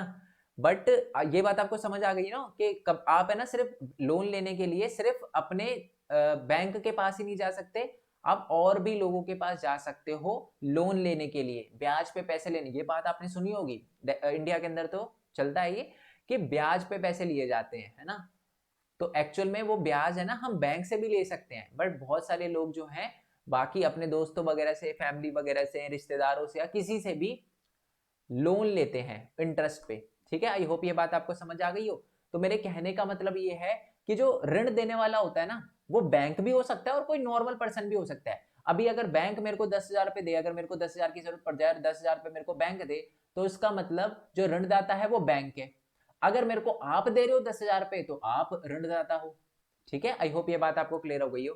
तो देखो यही एक बार मैं स्टोरी वे में समझा देता हूँ और इसी से रिलेटेड क्वेश्चन आपको डायरेक्टली आएगा। पहले ये समझा देता हूँ आपको, जो पिक्चर बेस वाला है ना, पूरा की पूरी जो स्टोरी, ये पूरा का पूरा वो मैंने वैसे पहले ही समझा दिया है, बट फिर भी एक बार बता देता हूँ, क्योंकि आपको डायरेक्ट एग्जाम में क्वेश्चन आएगा कि आप ये बताओ कि बैंक जो है वो कैसे अपना धन वगैरह अर्जित करता है, कैसे अपनी बैंकों को चलाता है और कैसे बैंक के पास पैसे वगैरह आते हैं। ठीक है, मुख्य एक तरह से इनकम का सोर्स क्या है बैंक का। ओके, तो ये देखो क्या लिखा हुआ है कि ये पहले तो हमारा बैंक है, ये वो लोग हैं जो अपना पैसा जमा करवा रहे हैं, जिसमें मैंने भरत बताया था, नहीं मैं अपने पैसे जमा करा रहा था ना, 10,000 रुपये जमा करा रहा था, है ना। तो मान लो मैंने अपने जमा कराए 10,000 रुपये। ठीक है, बैंक के पास क्या है, 10,000 रुपये इस टाइम, है ना। बैंक ने मेरे से प्रॉमिस किया कि वो अब मेरे को 11,000 रुपये देगी, बट अभी तक दिए नहीं। तो एक दूसरा बंदा आता है कर्जदाता, जिसका मैंने उसमें उसमें वरुण दिखाया था नाम, वो आता है और बैंक उसको 10,000 रुपये लोन पे दे देती है, तो बैंक उसको दे देती है 10,000 रुपये लोन पे। ओके, ये अपना काम चलाता है, बिजनेस वगैरह चलाता है, और उसके बाद वो 10,000 तो देता ही देता है, और साथ ही में वो 2,000 रुपये इंटरेस्ट भी देता है। कौन? अपना वरुण। अच्छा है, चल गया काम उसका। उसके बाद बैंक के पास आ जाते हैं जी कितने, 12,000 रुपये। ठीक है, 12,000 रुपये में से बैंक जो है वो 11,000 रुपये किसको दे देता है, वो दे देता है जी उन्हीं को जिन्होंने पैसे जमा कराए हैं, यानी मेरे को, और बाकी 1,000 रुपये बैंक की हो जाती है इनकम। ओके जी, आई होप ये बात आपको क्लियर हो गई हो। अब थोड़ा सा ये रीड कर लेते हैं साख की डेफिनेशन या क्रेडिट या लोन की डेफिनेशन। क्रेडिट बेसिकली एक दस्तावेज जिसमें ऋणदाता कर्ज को पैसे भविष्य के वादे के अनुसार ब्याज के साथ लौटाने के लिए देता है। अच्छा, इसका मतलब क्या है? साख है ना बेसिकली एक एग्रीमेंट जैसा ही होता है। लोन जब दिया जाता है एक एग्रीमेंट पे ही दिया जाता है, जिसमें यह बोला जाता है कि जो ऋणदाता है वो लोन देगा, वो पैसे देगा, और जो पैसे लेने वाला है, जो कर्जदार है, वो ये वादा करता है कि वो जो हमारे ऋणदाता है उनके पैसे तो देगा ही देगा और उनको ब्याज भी देगा उस पर। ठीक है, आई होप ये बात आपको क्लियर हो गई हो। तो साख का मतलब क्या होता है? ये एक दस्तावेज है जिसमें जो ऋणदाता है वो क्या करता है, वो लोगों को क्या करता है, पैसे देता है, और जिसको पैसे दिए गए हैं वो वादा करता है कि वो पैसे वो बाद में वापस कर देगा विद इंटरेस्ट, ब्याज के साथ। ठीक है, और जैसे मैंने बताया पैसे देने वाला बैंक भी हो सकता है और आपके रिश्तेदार वगैरह, दोस्त वगैरह भी हो सकते हैं। इनकी भी अलग अलग कैटेगरी है। लोन लेने के लिए अगर आप बैंक की तरफ जाते हो तो वो अलग है, आप अगर अपने दोस्त से लोन लेते हो तो वो अलग है। अभी इसमें डिफरेंस देखेंगे, वो जो टेबल बनाया हुआ था ना, मैंने दिखाया था बिल्कुल चैप्टर की स्टार्टिंग में, हम समझ रहे थे ये वाला चैप्टर की क्या फर्स्ट पार्ट ही है और ये एंड पार्ट है। इस चैप्टर के इस वीडियो के अलावा और कोई वीडियो नहीं है। तो जब हमने अपनी वीडियो की स्टार्टिंग करी थी तो मैंने आपको टेबुलर फॉर्म में दिखाया ना, वो इसी का ही आंसर, इसी का ही है कि औपचारिक स्रोत लोन लेने का और अनौपचारिक स्रोत पढ़ेंगे उसके बारे में, बट आगे आते हैं पहले। तो ये पहले तो ये ऊपर सबसे पहले यही क्वेश्चन लिखा है। ओके, मैं थोड़ा सा ज्यादा आगे आ गया मेरे ख्याल। हाँ जी, ये रहा जी। तो बैंक की ऋण संबंधी गतिविधियां, बैंक की ऋण संबंधी गतिविधियां आपको बतानी है कि बैंक जो है वो कैसे अपनी आय अर्जित करता है या लोन देने की क्या प्रोसेस है। अगर आपको एग्जाम में ये भी क्वेश्चन आता है कि बैंक की आय का स्रोत बताइए, तो भी आपको यही आंसर लिखना है। ठीक है, अब है क्या क्या लिखा हुआ है कि बैंक अपनी जमा राशि का एक छोटा सा हिस्सा अपने पास नगद के रूप में रखता है। इसे जमाकर्ता को भुगतान करने के प्रावधान के रूप में रखा जाता है, जो किसी भी दिन बैंक से पैसे निकलवाने के लिए आ सकता है। याद है ना, मैंने आपको बोला था आरबीआई नजर रखती है। आरबीआई नजर क्यों रखती है? आरबीआई नजर इसलिए रखती है कि जो हमारे बैंक है वो अपने पास भी कुछ कैश रखे। कितना परसेंट बोला था मैंने? 3 to 15% बोला था। तो इतना पैसा रखे ताकि जिसने भी बैंक में अपना पैसा जमा कराया, अगर उनको जरूरत पड़े तो वो निकालने आ सके। ओके, नेक्स्ट पॉइंट क्या लिखा हुआ है? ये लिखा हुआ है कि जमा का बड़ा हिस्सा ऋण देने में उपयोग किया जाता है। यानी वो ज्यादातर जो पैसे हैं, जो बचे हुए पैसे होते हैं, 3% से 15% तो अपने पास कैश रखता है बैंक, और बाकी को लोन पे दे देता है, ऋण पे दे देता है। ओके, चलो नेक्स्ट पॉइंट क्या लिखा हुआ है? बैंक उन लोगों के बीच मध्यस्थता का काम करता है जिसके पास अधिशेष निधि, ठीक है, अधिशेष निधि यानी ज्यादा पैसे हैं, ठीक है, जो ज्यादा पैसे जमा कराते हैं। ओके, तो जिसके पास ज्यादा पैसे हैं उसके बीच में, और जिसको पैसे की जरूरत है उसके बीच में एक मीडिएटर का काम करता है। देखो यहाँ पर भी यही कर रहा है बैंक। बैंक उसके बीच में जिसके पास ज्यादा पैसे हैं और उसके बीच में जिसके पास जिसको पैसे की जरूरत है, उन दोनों के बीच में पुल का काम करता है, एक मीडिएटर का काम करता है बैंक। ओके, चलो जी, ये बात आपको बहुत अच्छे से क्लियर हो गई हो। अब देखो बैंक पैसे कैसे कमाता है, और यही लाइन बहुत ज्यादा इंपॉर्टेंट है।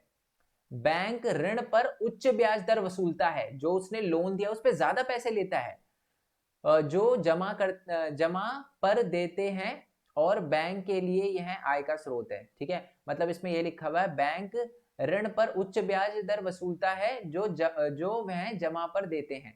ठीक है, यानी मैं आपको बता दूं, बैंक जो है उन लोगों से ज्यादा इंटरेस्ट लेता है जो कि लोन लेते हैं, उनके मुकाबले जो अपना पैसे जमा करा रहे हैं।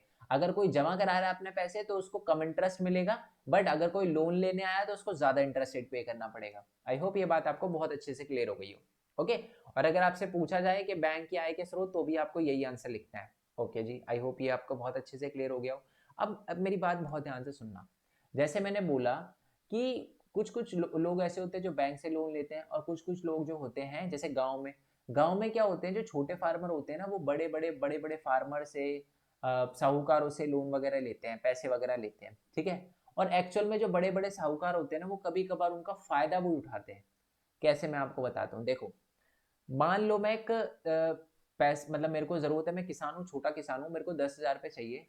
मैं जाता हूँ हमारे साहूकार के पास। ठीक है, मेरी बात बहुत ध्यान से सुनना कि एक देखो, कभी कभार तो लोन का फायदा भी होता है, ऋण जो हमने लिया उससे फायदा भी होता है ना। मान लो आपने बिजनेस खोलने के लिए ऋण लिया था, लोन लिया था, और आपका बिजनेस चल गया तो फायदा हुआ आपको। बट कभी कभार ये जो लोन है ये बहुत ही ज्यादा खतरनाक भी बन जाता है, और एक ऐसी सिचुएशन आ जाती है जब लोन को पे करना इम्पॉसिबल हो जाता है, और इसी को हम क्या कहते हैं? ऋण जाल कहते हैं। अब सुन लो ये ऋण जाल होता क्या है। मान लो मेरे को पैसे की जरूरत है, 10,000 रुपए की जरूरत है खेती करने के लिए अपनी, तो मैं अपने गांव के साहूकार के पास जाऊंगा और बोलूंगा कि जी मेरे को 10,000 रुपए की जरूरत है, आप दे दो मेरे को। साहूकार बोलता है ठीक है, मैं दे तो दूंगा 10,000 रुपए, बट तेरे को अगले महीने 20,000 रुपए देने पड़ेंगे। ठीक है, बैंक जो है बहुत कम इंटरेस्ट लेता है। ठीक है, बैंक जो है इतना नहीं लेता जितना वो साहूकार ले रहा है। साहूकार बोल रहा है बिल्कुल डबल करके मेरे को अगले महीने देना। अब मेरे पास और कोई चारा नहीं है, ठीक है, बैंक है नहीं गांव के अंदर, तो मैंने कहा ठीक है यार साहूकार, आपको जितने चाहिए ले लेना, बट अगले महीने दिक्कत आती है। क्या दिक्कत आती है? मेरी फसल खराब हो जाती है, तो अब मेरे को और पैसे की जरूरत है। ठीक है, तो पहली बात तो ये है कि मेरे को साहूकार को पहले ही 20,000 रुपये चुकाने हैं। हाँ, पहले ही साहूकार को 20,000 रुपये चुकाने हैं। अब मैं दोबारा से साहूकार के पास 10,000 रुपये और लोन लेने गया, और वो बोलता ठीक है ले लो, बट इसके भी आपको 10,000 रुपये अगले महीने देने पड़ेंगे।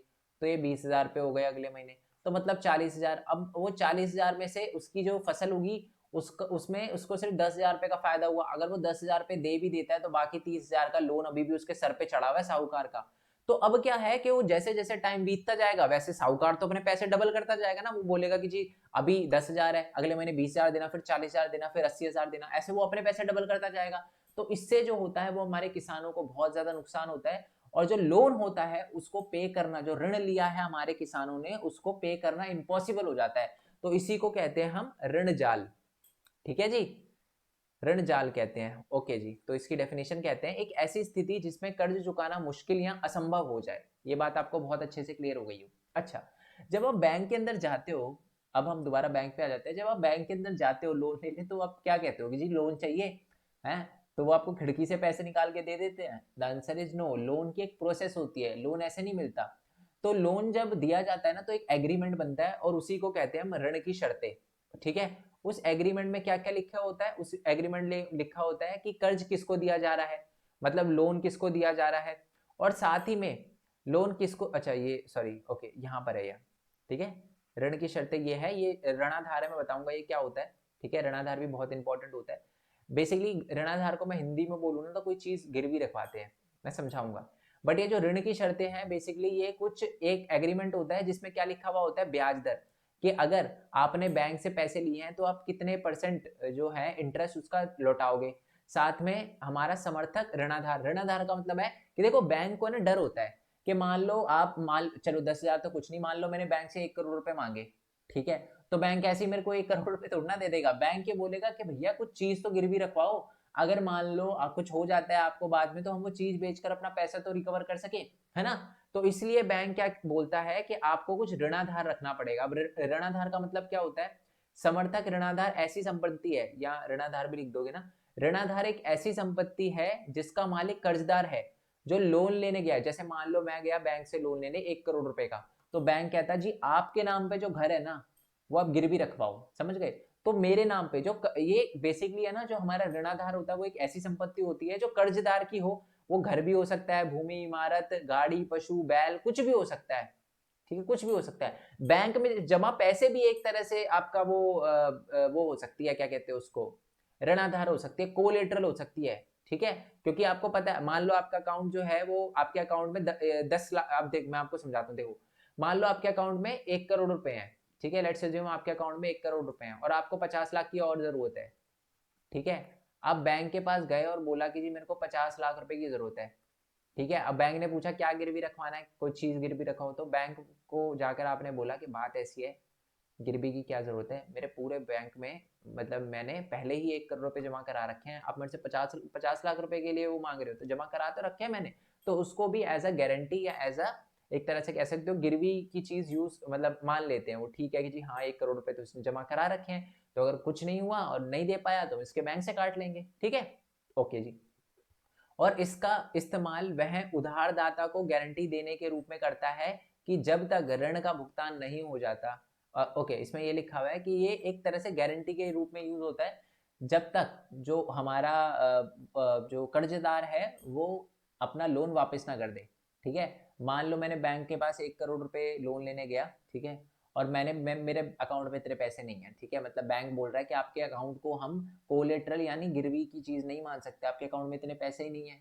ठीक है, तो वो कहते हैं जी अपना घर गिरवी रखवाओ, तो मैंने अपना घर गिरवी रखवा दिया। ठीक है, और वो घर जो है वो गिरवी तब तक रहेगा बैंक के पास जब तक मैं अपने पैसे जो मैंने लोन पे लिए वो चुका ना दूं। आई होप ये बात आपको बहुत अच्छे से क्लियर हो गई हो।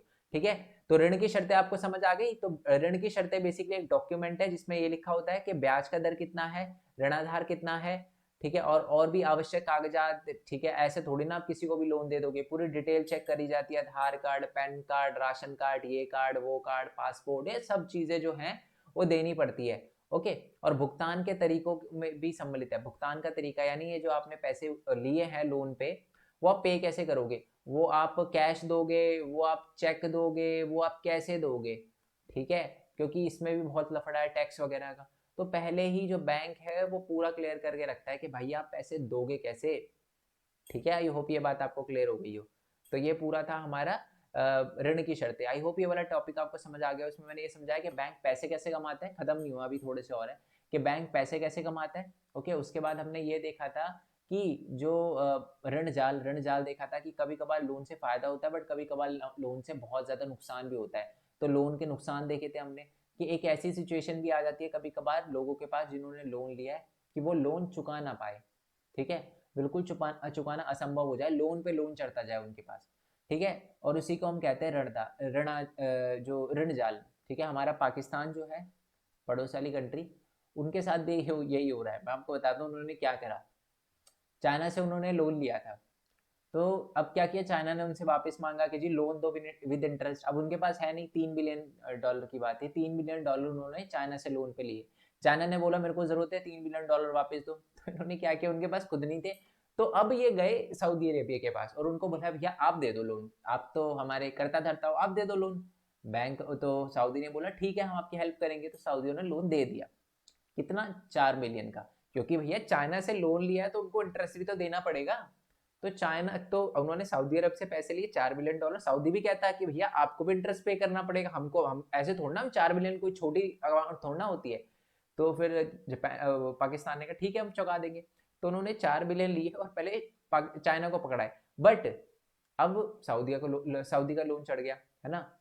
तो ऐसे बेसिकली ऐसे लोन छोटे छोटा ऐसे बड़ा होता जाता है, तो यही एक बहुत बड़ी प्रॉब्लम है और इसी को कहते हैं ऋण जाल। ठीक है, जब हमारा जो लोन है उसको पे करना इम्पॉसिबल हो जाए। ओके, चलो अब जैसे कि मैंने आपको बताया था कि है ना, लोन लेने के दो तरीके होते हैं, एक तो औपचारिक तरीके होते हैं। ठीक है, औपचारिक तरीके में क्या होता है कि अगर आप बैंक से लोन ले रहे हो, अगर आप कोऑपरेटिव से लोन ले रहे हो, मैं बताऊंगा कोऑपरेटिव क्या होता है, या किसी ग्रामीण बैंक से लोन ले रहे हो, या ऐसे किसी भी जगह से लोन ले रहे हो जिसपे गवर्नमेंट नजर रखती हो, जिसपे गवर्नमेंट नजर रखती हो, तो उसको हम औपचारिक ऋण के स्रोत कहते हैं। ठीक है, अगर आप बैंक से पैसे लेते हो ना, तो वो भी क्या है, एक औपचारिक ऋण का स्रोत है। अगर आप फाइनेंशियल इंस्टीट्यूशन से पैसे लेते हो, ठीक है, मान लो आपकी कोई कंपनी है, आपको पैसे की जरूरत पड़ी है और आपने क्या किया, किसी से पैसे जो हैं वो लिए हैं, तो मान लो किसी कंपनी से ही लिए हैं, किसी दूसरी कंट्री ने आप में इन्वेस्ट किया है, तो एज अ लोन ही मान लो एज अ लोन लिया आपने, तो उसकी भी पूरी डॉक्यूमेंटेशन होती है और सरकार उस पर भी नजर रखती है, क्योंकि टैक्स वगैरह लेना होता है सरकार को, तो इसलिए सरकार उस पर नजर रखती है ना। तो औपचारिक ऋण के स्रोत होते हैं। ठीक है, तो ये एक जो औपचारिक स्रोत कौन से होते हैं ऋण लेने के, बैंक वगैरह या जो सारी की सारी चीजें जिन पे गवर्नमेंट नजर रखती है। ठीक है, और इनमें ना एक कोलेटरल यानी ऋणाधार जो होता है वो जरूरी होता है, गिरवी रखना कोई ना कोई चीज ज्यादातर जरूरी होता है। ठीक है, और दूसरा होता है अनौपचारिक ऋण के स्रोत, वो जिन पे सरकार नजर नहीं रखती। ठीक है, आप पे कितना लोन है वो उनके उसके बारे में सरकार को नहीं पता होगा। लेट्स एज्यूम आपको 10,000 पे चाहिए, आप बैंक में जा सकते हो, अगर आप बैंक में जाओगे तो वो कौन सा स्रोत हुआ ऋण लेने का, औपचारिक स्रोत हुआ ऋण लेने का, बट आप बैंक के पास नहीं गए आप, और अगर बैंक के पास आप लोन लेने जाओगे तो गवर्नमेंट को पता रहेगा कि जी हाँ ये बंदा है, 10,000 की जरूरत पड़ती थी, इसको 10,000 की जरूरत पड़ी, ये स्कूल में पढ़ता है, क्लास 10th में पढ़ता है, फलाना फलाना स्कूल है, ये घर का एड्रेस है, सब पता होता है गवर्नमेंट को।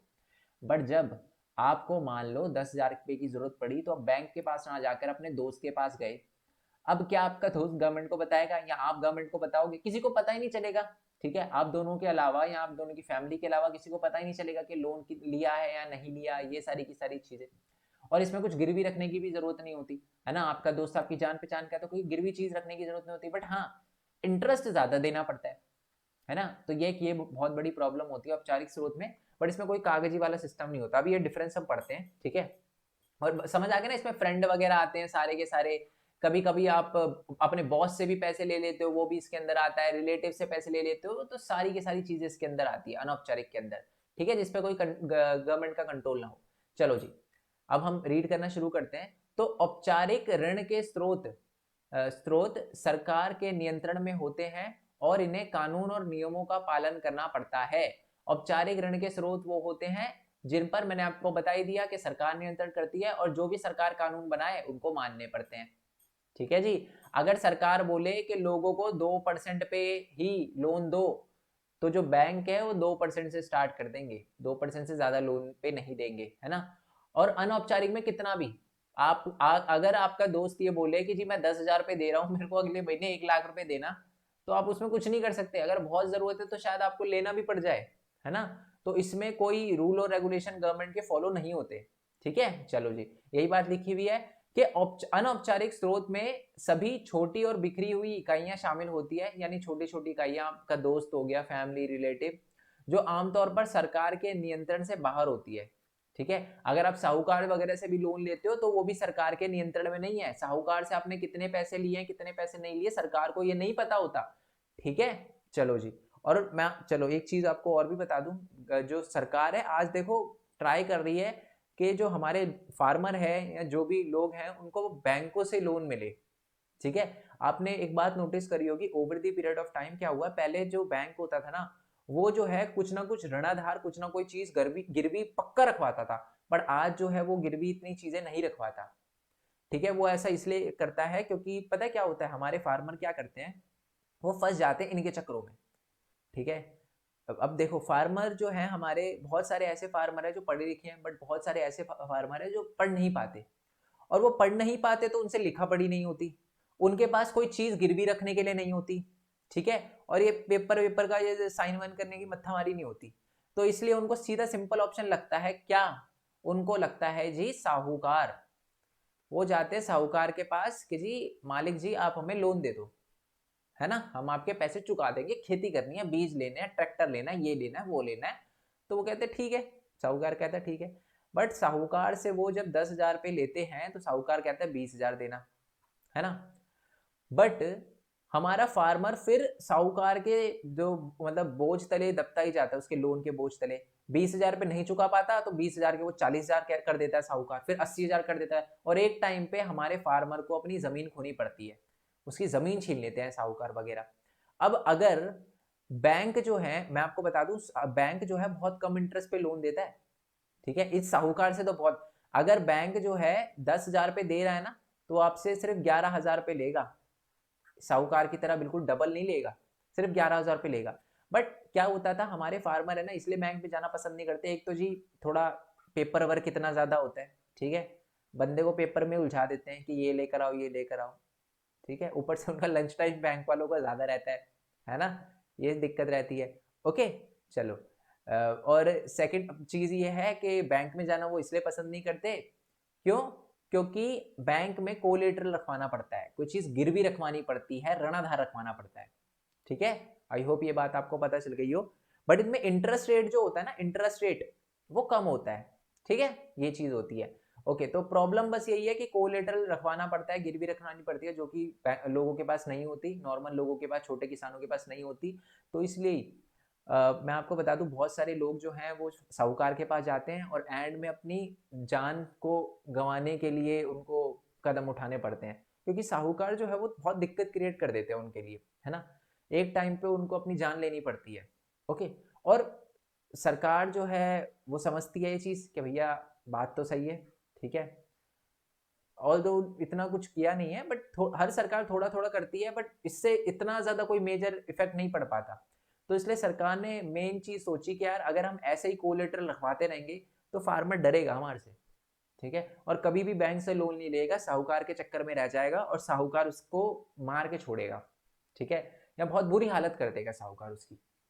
तो इसीलिए गवर्नमेंट ने बोला कि बैंकों को कि आप है ना एक काम करो, कोलेटरल का थोड़ा सा ये चीजें थोड़ी खत्म करो। जब आपको लगे कि जी बहुत ज्यादा अमाउंट है तब कोलेटरल रखवाओ या कोई गारंटी वगैरह, ये सारी की सारी चीजें। बट अगर आपको लगता है छोटी अमाउंट है और ये चुका देंगे, तो आप इतना ऋणाधार के पीछे मत भागो, कोलेटरल के पीछे मत भागो। और दूसरी बात है कि जो पेपर वेपर वाला सिस्टम है उसको भी थोड़ा कम करो, जिससे फार्मर इजिली लोन ले पाए। ठीक है, अब ये समझ आ गया, अब आपको अब बहुत आसानी से आपको टॉपिक समझ आ जाएंगे, सारे के सारे पॉइंट समझ आएंगे। पहला तो वैसे ही समझ आ गया था। दूसरा है औपचारिक स्रोतों में प्राथमिक उद्देश्य सामाजिक कल्याण होता है, मैंने बोला था ना। बेसिकली बैंक वगैरह का मेन मोटिव जो होता है पैसा कमाना नहीं होता, उनका मेन मोटिव यही होता है कि सोशल वेलफेयर हो। ठीक है ना, तभी तो वो सिर्फ 10,000 से 11,000 पे ले रहा है। नहीं तो अगर बैंकों को भी पैसे कमाने होते तो वो फार्मर को बोलता कि जी 10,000 पे दिए, 20,000 पे देना, साहूकार की तरह। बट इनका मेन मोटिव जो होता है वो सोशल वेलफेयर होता है। ठीक है, बट जो अनौपचारिक स्रोत होते हैं ऋण के, उनका मेन मोटिव पैसे कमाना ही होता है। अगर आप साहूकार के पास जाओगे लोन लेने के लिए तो वो अपना फायदा देखेगा, उसको आपसे कोई कोई मतलब दरिया दिली कोई कुछ नहीं है, पैसे के सामने कोई कुछ नहीं है ना। ओके, तीसरा पॉइंट है आरबीआई औपचारिक स्रोत, औपचारिक ऋण के स्रोतों की गतिविधि को नियंत्रण करता है। ये मैंने आपको पहले ही बता दिया था, आरबीआई इन पे नजर रखता है, गवर्नमेंट ऑफ इंडिया इस पे नजर रखती है। जबकि अनौपचारिक स्रोत की जो ऋण की गतिविधि होती है ना, उस पर नियंत्रण करने के लिए कोई भी संगठन नहीं है, ना आरबीआई है, ना कोई भी इन पे नजर नहीं रखता। रखेंगे भी कैसे, अब आप ऐसे थोड़ी ना कि आपने अपने दोस्त से लोन लिया है तो आप दुनिया को बताते फिरोगे या जाओगे सरकार के पास, जी लिख लो मैंने अपने दोस्त से लोन लिया, ऐसे तो नहीं होता ना, है ना। चलो नेक्स्ट पॉइंट की बात करते हैं कि औपचारिक स्रोत आमतौर पर कम ब्याज वसूलते हैं। जो हमारे औपचारिक स्रोत होते हैं ना वो कम ब्याज वसूलते हैं, तो औपचारिक स्रोत में ये फायदा है। ठीक है, और ये जो है अनौपचारिक स्रोत ये ज्यादा ब्याज वसूलते हैं। पर एक बहुत बड़ी दिक्कत कि हमारे औपचारिक स्रोत में हमें ऋणाधार की आवश्यकता होती है, जबकि अनौपचारिक स्रोत में ऋणाधार की आवश्यकता नहीं होती, किसी चीज को गिरवी रखने की आवश्यकता नहीं होती। आई होप ये बात आपको पता चल गई हो। लास्ट में तो मैंने एग्जांपल दी है, बैंक हो गया, सहकारी समिति हो गई, और उदाहरण के लिए इसमें अनौपचारिक स्रोत में साहूकार हो गए, व्यापारी, श्रमिक, रिश्तेदार, दोस्त आदि। अगर ये क्वेश्चन आता है ना एग्जाम में, जिसके बहुत ज्यादा चांसेस है, तो 5 नंबर का आएगा, लिख कर आ जाना। ये आधा नंबर भी टीचर काट लेना तो बात करवा देना, ठीक है। चलो, आई होप ये बात आपको समझ आ गई हो। डिट्टो चेप के आना है। मैंने नोट्स बनाने का मोटिव यही है। देखो, चैप्टर तो मैं आपको बुक की पीडीएफ से ही समझा सकता था, ठीक है, बट नोट्स बनाने का मोटिव यही है कि आपके आधे मार्क्स भी कहीं ना कटे, ठीक है। मतलब बहुत सारे बच्चे होते हैं ना कि सर बस हमें बता दो कि ये क्वेश्चन आएगा तो ये लिखना है, हम बिल्कुल डिट्टो याद कर लेंगे, बट ऐसे मत करना कि ये बुक से पढ़ा रहे हो। तो इसलिए मैंने नोट्स बनाया ताकि बिल्कुल ये रहा क्वेश्चन और ये रहा आंसर, ये लिख के आओ, बात खत्म, है ना। ये मैं जानबूझ के करता हूँ। चलो थोड़ा सा आगे आ जाते हैं। अच्छा, मैंने जैसे आपको बोला कि ज्यादातर जो हमारे गरीब परिवार के लोग होते हैं ना, वो क्या करते हैं, जो अनौपचारिक स्रोत होते हैं ना, उन पे डिपेंड रहते हैं लोन लेने के लिए। आज तो थोड़ा थोड़ा कम हो गया, ठीक है। आज जो हमारे गरीब, जो हमारे परिवार के लोग हैं, वो भी कुछ लोग ऐसे हैं जो कि बैंक से लोन लेने लग गए हैं, औपचारिक स्रोत से लोन लेने गए हैं, बट उनका परसेंटेज बहुत कम है, 15% है। बाकी आज भी साहूकार वगैरह के चक्कर में फंसे हुए हैं, ठीक है, उनको प्रॉब्लम आज भी हो रही है। ओके, चलो। दूसरा है कि कम संपत्ति वाले परिवार, थोड़े से जो गरीब परिवार है, ओके, वो क्या करते हैं लोन लेने के लिए, तो वो ज्यादातर तो बैंक के पास जाते हैं, ठीक है, 53% बैंक के पास जाते हैं, और 47% जो है आज भी फ्रेंड, फैमिली, साहूकार वगैरह से लोन वगैरह लेते हैं। जो समृद्ध परिवार है, समृद्ध परिवार यानी मिडिल क्लास कह सकते हो आप इसको, ठीक है, मिडिल क्लास लोग जो हैं, वो 72% ऐसे हैं जो बैंक से लोन लेना पसंद करते हैं, और 28% आज भी ऐसे हैं जो कि किसके पास जाते हैं, फ्रेंड, फैमिली, साहूकार, ट्रेडर, मैन्युफैक्चरर, या किसी के पास जाते हैं लोन लेने के लिए, बट बैंक से लोन नहीं लेते। रीजन क्या है कि उनको लगता है यार बैंक में जाएंगे, लिखा पढ़िए, टाइम लग जाएगा, तो अगर उनको जल्दी लोन चाहिए होता है तो वो बैंक के पास नहीं जाकर फ्रेंड वगैरह से, साहूकार वगैरह जो भी हो जो पैसे दे सकता है उनसे लेते हैं, ठीक है। चलो, बट जो अमीर परिवार होते हैं ना, वो ज्यादातर क्या करते हैं, 90% बैंक से लोन लेते हैं। वैसे मैं बता दूं, ये एमसीक्यू भी आ रखा है, आपसे डायरेक्टली पूछा जाएगा कि ये बताओ कि हमारे भारत के अंदर सबसे ज्यादा जो लोन है वो कौन लेता है बैंक से, तो आपको लिखना है जी रिच फैमिली, अमीर परिवार। अच्छा, आप कुछ बच्चे सोच रहे होंगे सर अमीर परिवार को तो पैसे की जरूरत ही नहीं है, वो लोन क्यों लेगा। मैं आपको बता दूं, बड़ी बड़ी जो कंपनियां होती है ना, वो सारी लोन पे चलती है, सारी की सारी लोन पे चलती है। किससे लोन लेती है, बैंक से लोन लेती है, ठीक है। खुद के पैसे होते हैं उनके पास, बट वो बैंक से लोन लेते हैं। बड़े बड़े बिजनेस, जैसे कि मेरे जो दादाजी थे, एक आप कह सकते हो मिल में मैनेजर थे, 4-5 मिल थी उनके अंडर, ठीक है, और मतलब ज्यादा ही थी वैसे तो, 8-9 थी, बट वो क्या थे, मैनेज करते थे वो, ठीक है, मैनेज करने का काम होता था उनका। तो अब जो कंपनी थी ना वो, ठीक है, और वो फूड से रिलेटेड थी, अब मैं ज़्यादा डिटेल में नहीं जाऊँगा, फूड से रिलेटेड खाने पीने की चीज़ें थी उसमें। तो जो कंपनी के ओनर थे वो पूरी की पूरी कंपनी लोन पे चल रही थी, ठीक है। ऐसा नहीं है वो अपना लोन चुका नहीं सकते, वो एक दिन में अपना लोन जो है सपाट करके निकल सकते हैं, ठीक है। अब खुद के मतलब पूरी की पूरी 100% कंपनी को डेट फ्री बना सकते हैं। डेट का मतलब होता है जो कर्जा फ्री बना सकते हैं, एक भी कर्जा नहीं रहेगा उनके पास, बट वो फिर भी लोन पे चलाते हैं, क्योंकि उनको पता है बैंक जो है कम इंटरेस्ट ले रही है। अगर खुद के पैसे एक जगह पर इतना इन्वेस्ट कर देंगे और बाद में कुछ हो गया फिर, तो वो थोड़ा सेफ चलते हैं। वो क्या करते हैं, वो बैंक से लोन लेते हैं, ठीक है, और कम इंटरेस्ट देना पड़ता है। Yes sir, no. I hope ये बात आपको क्लियर हो गई हो, क्योंकि उनको पता है जो पैसे हमारे पास रखे हुए हैं वो उन पैसों को कहीं और इन्वेस्ट कर देते हैं, जिनसे उनको ज्यादा पैसा मिलता है। ओके, आई होप ये बात आपको समझ आ गई हो। मतलब बेसिकली मेन चीज आपको ये याद रखनी है कि ज्यादातर शहरों के अंदर अमीर परिवार जो है वो बैंक से लोन ही लेते हैं। ये क्या लिखा हुआ है, शहर के परिवार की बात करी गई है। ओके, चलो जी, आई होप ये बात आपको क्लियर हो गई हो। अब आते हैं जी, ये हमारा नेक्स्ट क्वेश्चन है।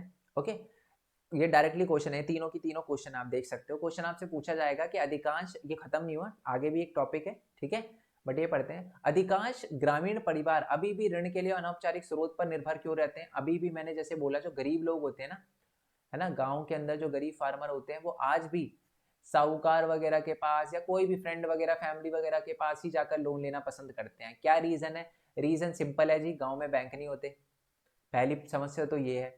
दूसरी बात है जी, इतनी डॉक्यूमेंटेशन है, दस्तावेज जो है वो इतनी समस्या उत्पन्न करता है कि जी ये लाओ वो लाओ ये लाओ वो लाओ।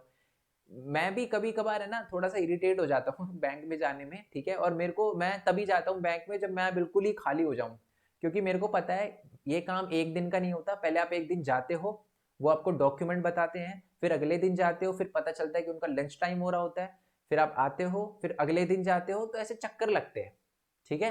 तो कभी ये डॉक्यूमेंट वो एक बार नहीं बोलते, है ना। तो जब मेरे जैसा कोई पर्सन जो थोड़ा पढ़ा लिखा है, अगर उनको ऐसी प्रॉब्लम फेस करनी पड़ती है, तो फिर उनको तो बहुत ज्यादा प्रॉब्लम फेस करनी पड़ती होगी जो कम पढ़े लिखे हैं, है ना। ठीक है, आई होप ये बात आपको समझ आ गई हो।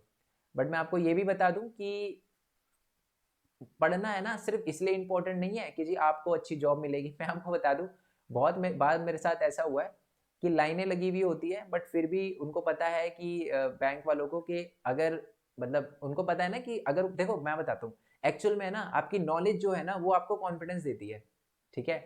तो अगर वो मतलब ये बोलते हैं कि ये वाला फॉर्म, तो मैं अच्छे से बता पाता हूँ उनको, समझ रहे हो ना, अपने तरीके से समझा पाता हूँ कि मैम आप एक बार बता दो मेरे को, या सर आप एक बार बता दो आपको क्या चाहिए, ठीक है। क्योंकि मेरे पास जो डॉक्यूमेंट है दे दिए, तो अगली बार से समझ गए कि पर्सन जो है वो मतलब नहीं चलेगा ऐसा इस पर्सन के साथ जो हम बाकियों के साथ करते हैं, ठीक है। तो पढ़ना इसलिए भी इंपॉर्टेंट है ताकि थोड़ा कॉन्फिडेंस देती है आपको। ओके, आई होप ये बात आपको पता चल गई हो। आपने देखा होगा बहुत सारे लोग जो थोड़ा सा कम पढ़े लिखे होते हैं ना, उनके साथ थोड़ा फायदा उठाते हैं, ये सिस्टम जो है फायदा उठाता है उनका, तो इसलिए भी पढ़ना बहुत ज्यादा इंपॉर्टेंट है, ठीक है। चाहे वो हर केस में ले लो, हर केस में ले लो, जो रिश्वत वाला काम है ना, वो ज्यादातर जो है वो रिश्वत लेने का काम गरीबों से होता है। मैं आपको बताता हूँ, आप पुलिस स्टेशन जाओगे, अगर आपने किसी के खिलाफ एफआईआर करवा दी है ना, और बाद में आपको एफआईआर वापस लेनी है, तो आपको पहले पैसे देने पड़ते हैं किसको, पुलिस वालों को, ठीक है। सारे नहीं होते बट कुछ कुछ पुलिस वाले होते हैं। बट अगर कोई पढ़ा लिखा जाएगा ना तो उससे नहीं मांगेगा, क्योंकि उसे पता है कि फिर वो दिक्कत क्रिएट हो जाएगी, है ना। तो पढ़ना इसलिए इंपॉर्टेंट है, आप सोसाइटी में एक चेंज ला सकते हो, ठीक है। तो ज्ञान की बातें हो गई है, तो अब दूसरे वाले पॉइंट पे आ जाते हैं। नेक्स्ट है कि ऋणाधार, ऋणाधार नहीं होता उनके पास, ठीक है, उपस्थिति नहीं होती उनके पास, इसके लिए बैंक ऋण प्राप्त मतलब जैसे बैंक से ऋण प्राप्त करने में रोकता है, वो नहीं होता ना, कोलेटरल नहीं होता, गिरवी रखने के लिए कुछ होता ही नहीं उनके पास।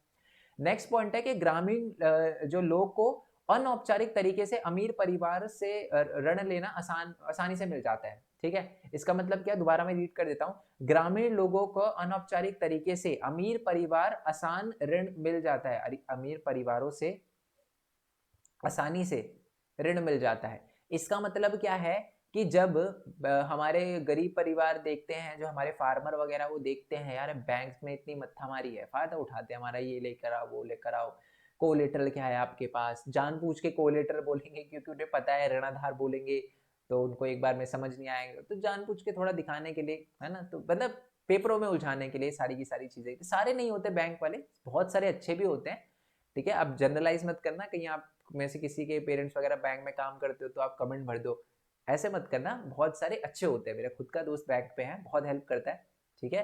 मेरे को बैंक में बहुत ही कम जाने की जरूरत पड़ती है, सारे के सारे काम वही निपटा देता है, ठीक है। तो बहुत ही अच्छे होते हैं कुछ कुछ, बट कुछ कुछ बहुत ही ज्यादा खराब होते हैं, ठीक है।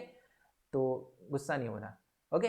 तो अब क्या होता है, गरीब लोग देखता है कि यार बैंक में थोड़ी परेशानी होती है हमें लोन वगैरह लेने में, तो उन्हें लगता है कि सबसे आसान तरीके साहूकार के पास जाओ, दे देंगे पैसे, कोई दिक्कत नहीं, ज्यादा इंटरेस्ट रेट दे देंगे, अब इनसे ले लो।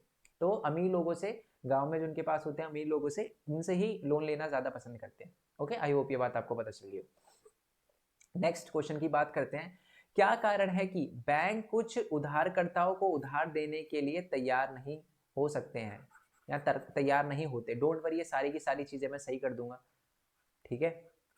तो मतलब क्वेश्चन ये पूछा गया है, बैंक जो है कुछ उधारकर्ताओं को बैंक देने के लिए तैयार नहीं होता, रीजन क्या है। रीजन सिर्फ ये है कि पहली बात तो है कि लोगों के पास क्या होता है, ऋणाधार नहीं होता, ठीक है, ये पहला रीजन है। दूसरा रीजन ये है कि बैंक को अगर लगता है कि ये बंदा पैसे वापस नहीं कर पाएगा, तो बैंक उसको लोन नहीं देती। लेट्स अज्यूम मेरी जो सैलरी है वो 50,000 है ना, मैं बैंक के पास गया और मैंने बोला मेरे को 3 करोड़ रुपए का लोन दे दो। बैंक बोलेगा तेरी सैलरी 50,000 है ना, तू अगर साल में काम करेगा तो 6 लाख रुपए कमाएगा, ठीक है, 10 साल में तू 60 लाख रुपए कमाएगा। 3 करोड़ देने की, अगर उसे मुंह पे तो नहीं बोल सकते वो, बट उन्हें भी थोड़ा पता होता है कि यार 3 करोड़ ये कैसे चुकाएगा, ठीक है, वो मतलब देखते हैं ये सारी की सारी चीजें कि जी क्या है, क्यों मांग रहा है, चुका पाएगा भी नहीं चुका पाएगा, अगर उन्हें लगता है नहीं चुका पाएगा मना कर देते हैं। ठीक है, और होता है मैक्सिमम, बहुत बार ऐसे होता है, और इसी वजह से बहुत सारे लोगों को लोन नहीं मिल पाता बैंक से। ठीक है, चलो आई होप ये बात आपको पता चल गई हो। तो यही बात देखिए, मैं रीड कर दूं क्या, बैंक ऐसे लोगों को उधार देने के लिए तैयार नहीं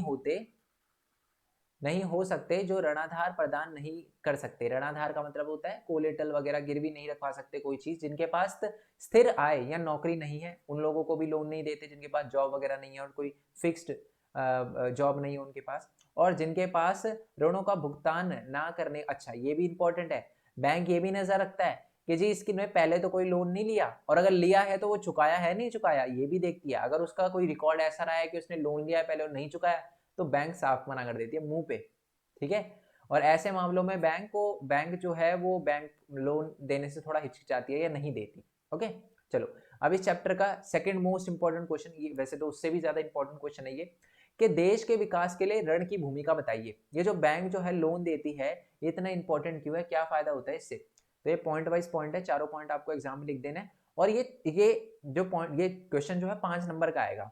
ठीक है, पॉइंट लिखे हुए हैं, बट आप इसमें एग्जाम्पल लिख के इसको और बड़ा करना। ठीक है, क्योंकि ये एक ऐसी चीज है, अगर मैं इसको एग्जाम्पल में ऐसे भर दूंगा पूरा का पूरा, तो आपको लगेगा सर ये तो बहुत बड़ा आंसर है, तो आप खुद बना के लिख सकते हैं, मैं समझाता हूँ कैसे।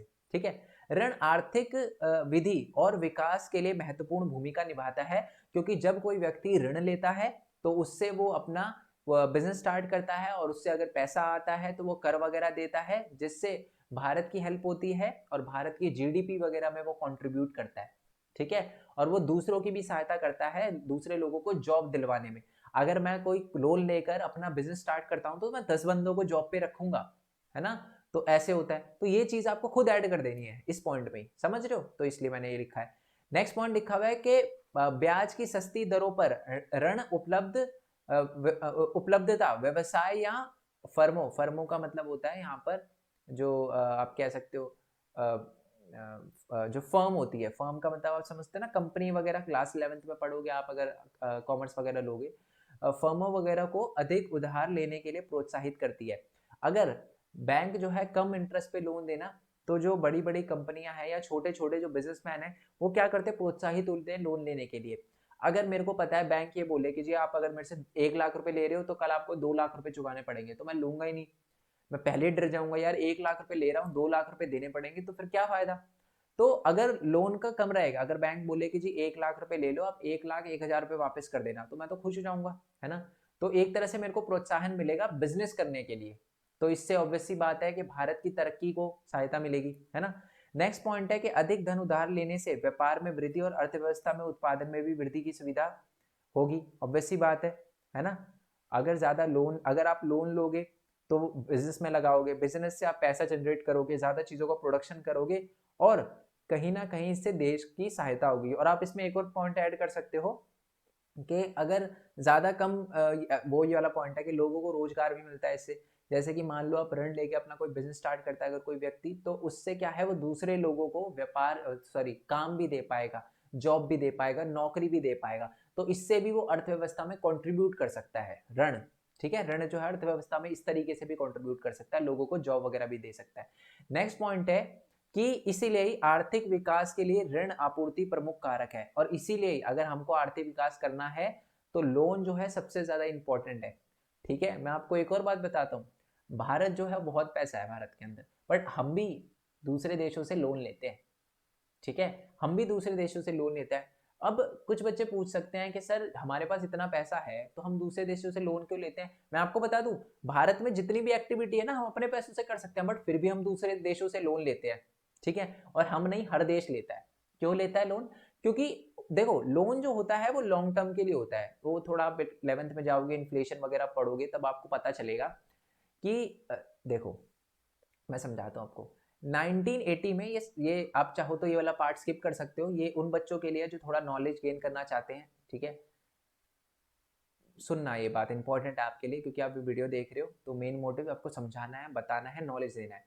1980 रुपए 1980s में जो 100 रुपए की वैल्यू थी, 100 रुपए की जो वैल्यू थी, 2022 चल रहा है, क्या 100 रुपए की वैल्यू उतनी है आज? नहीं। उस टाइम में 100 रुपए ना 10,000 रुपए के बराबर थे नहीं थे। आज ये 100 रुपए जो है वो 100 रुपए के बराबर है ना? यस और नो, मानते हो ना आप? जो चीज आप उस टाइम 100 रुपए से खरीद सकते थे ना, आज आपको 10,000 रुपए देने पड़ेंगे उसी चीज के लिए, है ना? तो इसीलिए जो कंट्री होती है वो क्या करती है, लोन लेती है, ठीक है, लॉन्ग टर्म के लिए, 20 सालों के लिए, 30 सालों के लिए, क्योंकि उनको भी पता है कि over the period of time जो उन्होंने 2 लाख रुपए का, मतलब मान लो 10,000 रुपए का लोन लिया था ना, वो खुद ही उसकी वैल्यू घट जाएगी, उस 10,000 रुपए की वैल्यू घट जाएगी। और जो चीज हम पहले, जो चीज जैसे कि मान लो लेट्स अज्यूम कि मैंने ना 10,000 रुपए का लोन लिया है आज, ठीक है, कितने सालों के लिए, 10 सालों के लिए, मेरी बात बहुत ध्यान से सुनना। और 10 सालों में मतलब आज अगर मैं फोन ले रहा हूँ, आज आ रहा है उसमें एप्पल आ रहा है, मान लो 10,000 रुपए का एप्पल का फोन आ रहा है, ले लो यार, अब आप बोलोगे कि सर एप्पल का फोन कहाँ था, तो 4 में ले लिया मैंने, लेट्स अज्यूम आता है 10,000 रुपए का फोन आता है, मेरा पैड है, मेरी स्क्रीन है, तो मैं लिख सकता हूँ इस पर। तो मान लो 10,000 रुपए का फोन लिया, और ये 10,000 रुपए मेरे को कब चुकाने हैं, 10 साल बाद चुकाने हैं, चलो 20 साल बाद चुकाने हैं, ठीक है। 20 साल बाद ये जो 10,000 रुपए है ना, इसमें फोन तो बहुत दूर की बात है, फोन तो बहुत दूर की बात है, मतलब ये जो गेम खेलने वाला फोन होता है ना, जो सिर्फ चाइना का फोन होता है, एप्पल तो बहुत दूर की बात है, चाइनीज फोन भी नहीं आएगा, चाइनीज फोन भी नहीं आएगा। तो इसका मतलब पैसे की वैल्यू घटती है, तो इसलिए जो ज्यादा जो देश होते हैं ना, वो भी लोन लेते हैं, हम भी लोन लेते हैं लॉन्ग टर्म के लिए। समझ आ गया आपको? आई होप ये बात आपको समझ आ गई हो, क्योंकि जब इन्फ्लेशन बढ़ती है ना, तो रुपए की जो मतलब जो पैसे की होती है ना, एक्चुअल वैल्यू गिरती है। अब ये थोड़ा आगे जाके आप पढ़ोगे, बट आई होप आपको कुछ नॉलेज मिली हो, आपको समझ आया हो कि कुछ कुछ कभी कभी, और इसीलिए वो जो हमारे, मैंने आपको बताया ना, बड़े बड़े बिजनेसमैन है, वो भी यही सोचते हैं कि जी आज मैंने 1 करोड़ का लोन लिया, है ना, अगले साल जो है उस 1 करोड़ की वैल्यू कम हो जाएगी, ठीक है, मतलब जो चीज मैं आज 1 करोड़ में खरीद सकता हूं ना, उसके लिए मेरे को अगले साल 1 करोड़ से ज्यादा रुपए देने पड़ेंगे, है ना। तो इसलिए मैं आज 1 करोड़ रुपए ले लेता हूं, अगले साल जो है मतलब 1 करोड़ रुपए दे दूंगा, और उस पर थोड़ा सा इंटरेस्ट भी दे दूंगा, मेरे को कोई दिक्कत नहीं है। समझ आया ना, ये कहानी समझ आई ना आपको? एक बार और समझा दूं, सुन लो यार। देखो, आज आपने 1,000 रुपए लिए मेरे से, ठीक है, लेट्स अज्यूम आपने बोला कि सर आप है ना मेरे को 1,000 रुपए दे दो, मैंने आपको 1,000 रुपए दे दिए। आपने 20 साल बाद मेरे को दोबारा से कहा सर ये आपके 1,000 रुपए देना, मेरे को रोड पे मिल गए, सर आपके 1,000 रुपए ले लो। तो मैं क्या करूंगा? मैं तो पकड़ के, पर गुद्दी गर्म होगी ना फिर। देखो क्यों? क्योंकि अब उस 1,000 रुपए की कोई वैल्यू नहीं, अब मैं टॉफी खाऊंगा उस 1,000 रुपए से, जब आप 20 साल मेरे को वापस करोगे, है ना। क्यों? क्योंकि उस 1,000 रुपए की कोई वैल्यू नहीं है। तो इसीलिए ज्यादातर कंट्री भी और बड़े बड़े बिजनेसमैन उनको पता रहता है कि यार जो पैसे हम आज ले रहे हैं ना, 20 साल बाद, 30 साल बाद उस पैसे की इतनी वैल्यू नहीं रहेगी, लोन देना बहुत आसान हो जाएगा हमारे लिए, पैसे को वापस करना बहुत आसान हो जाएगा, इसलिए ले लो लोन। आई होप ये बात आपको बहुत अच्छे से क्लियर हो गई हो।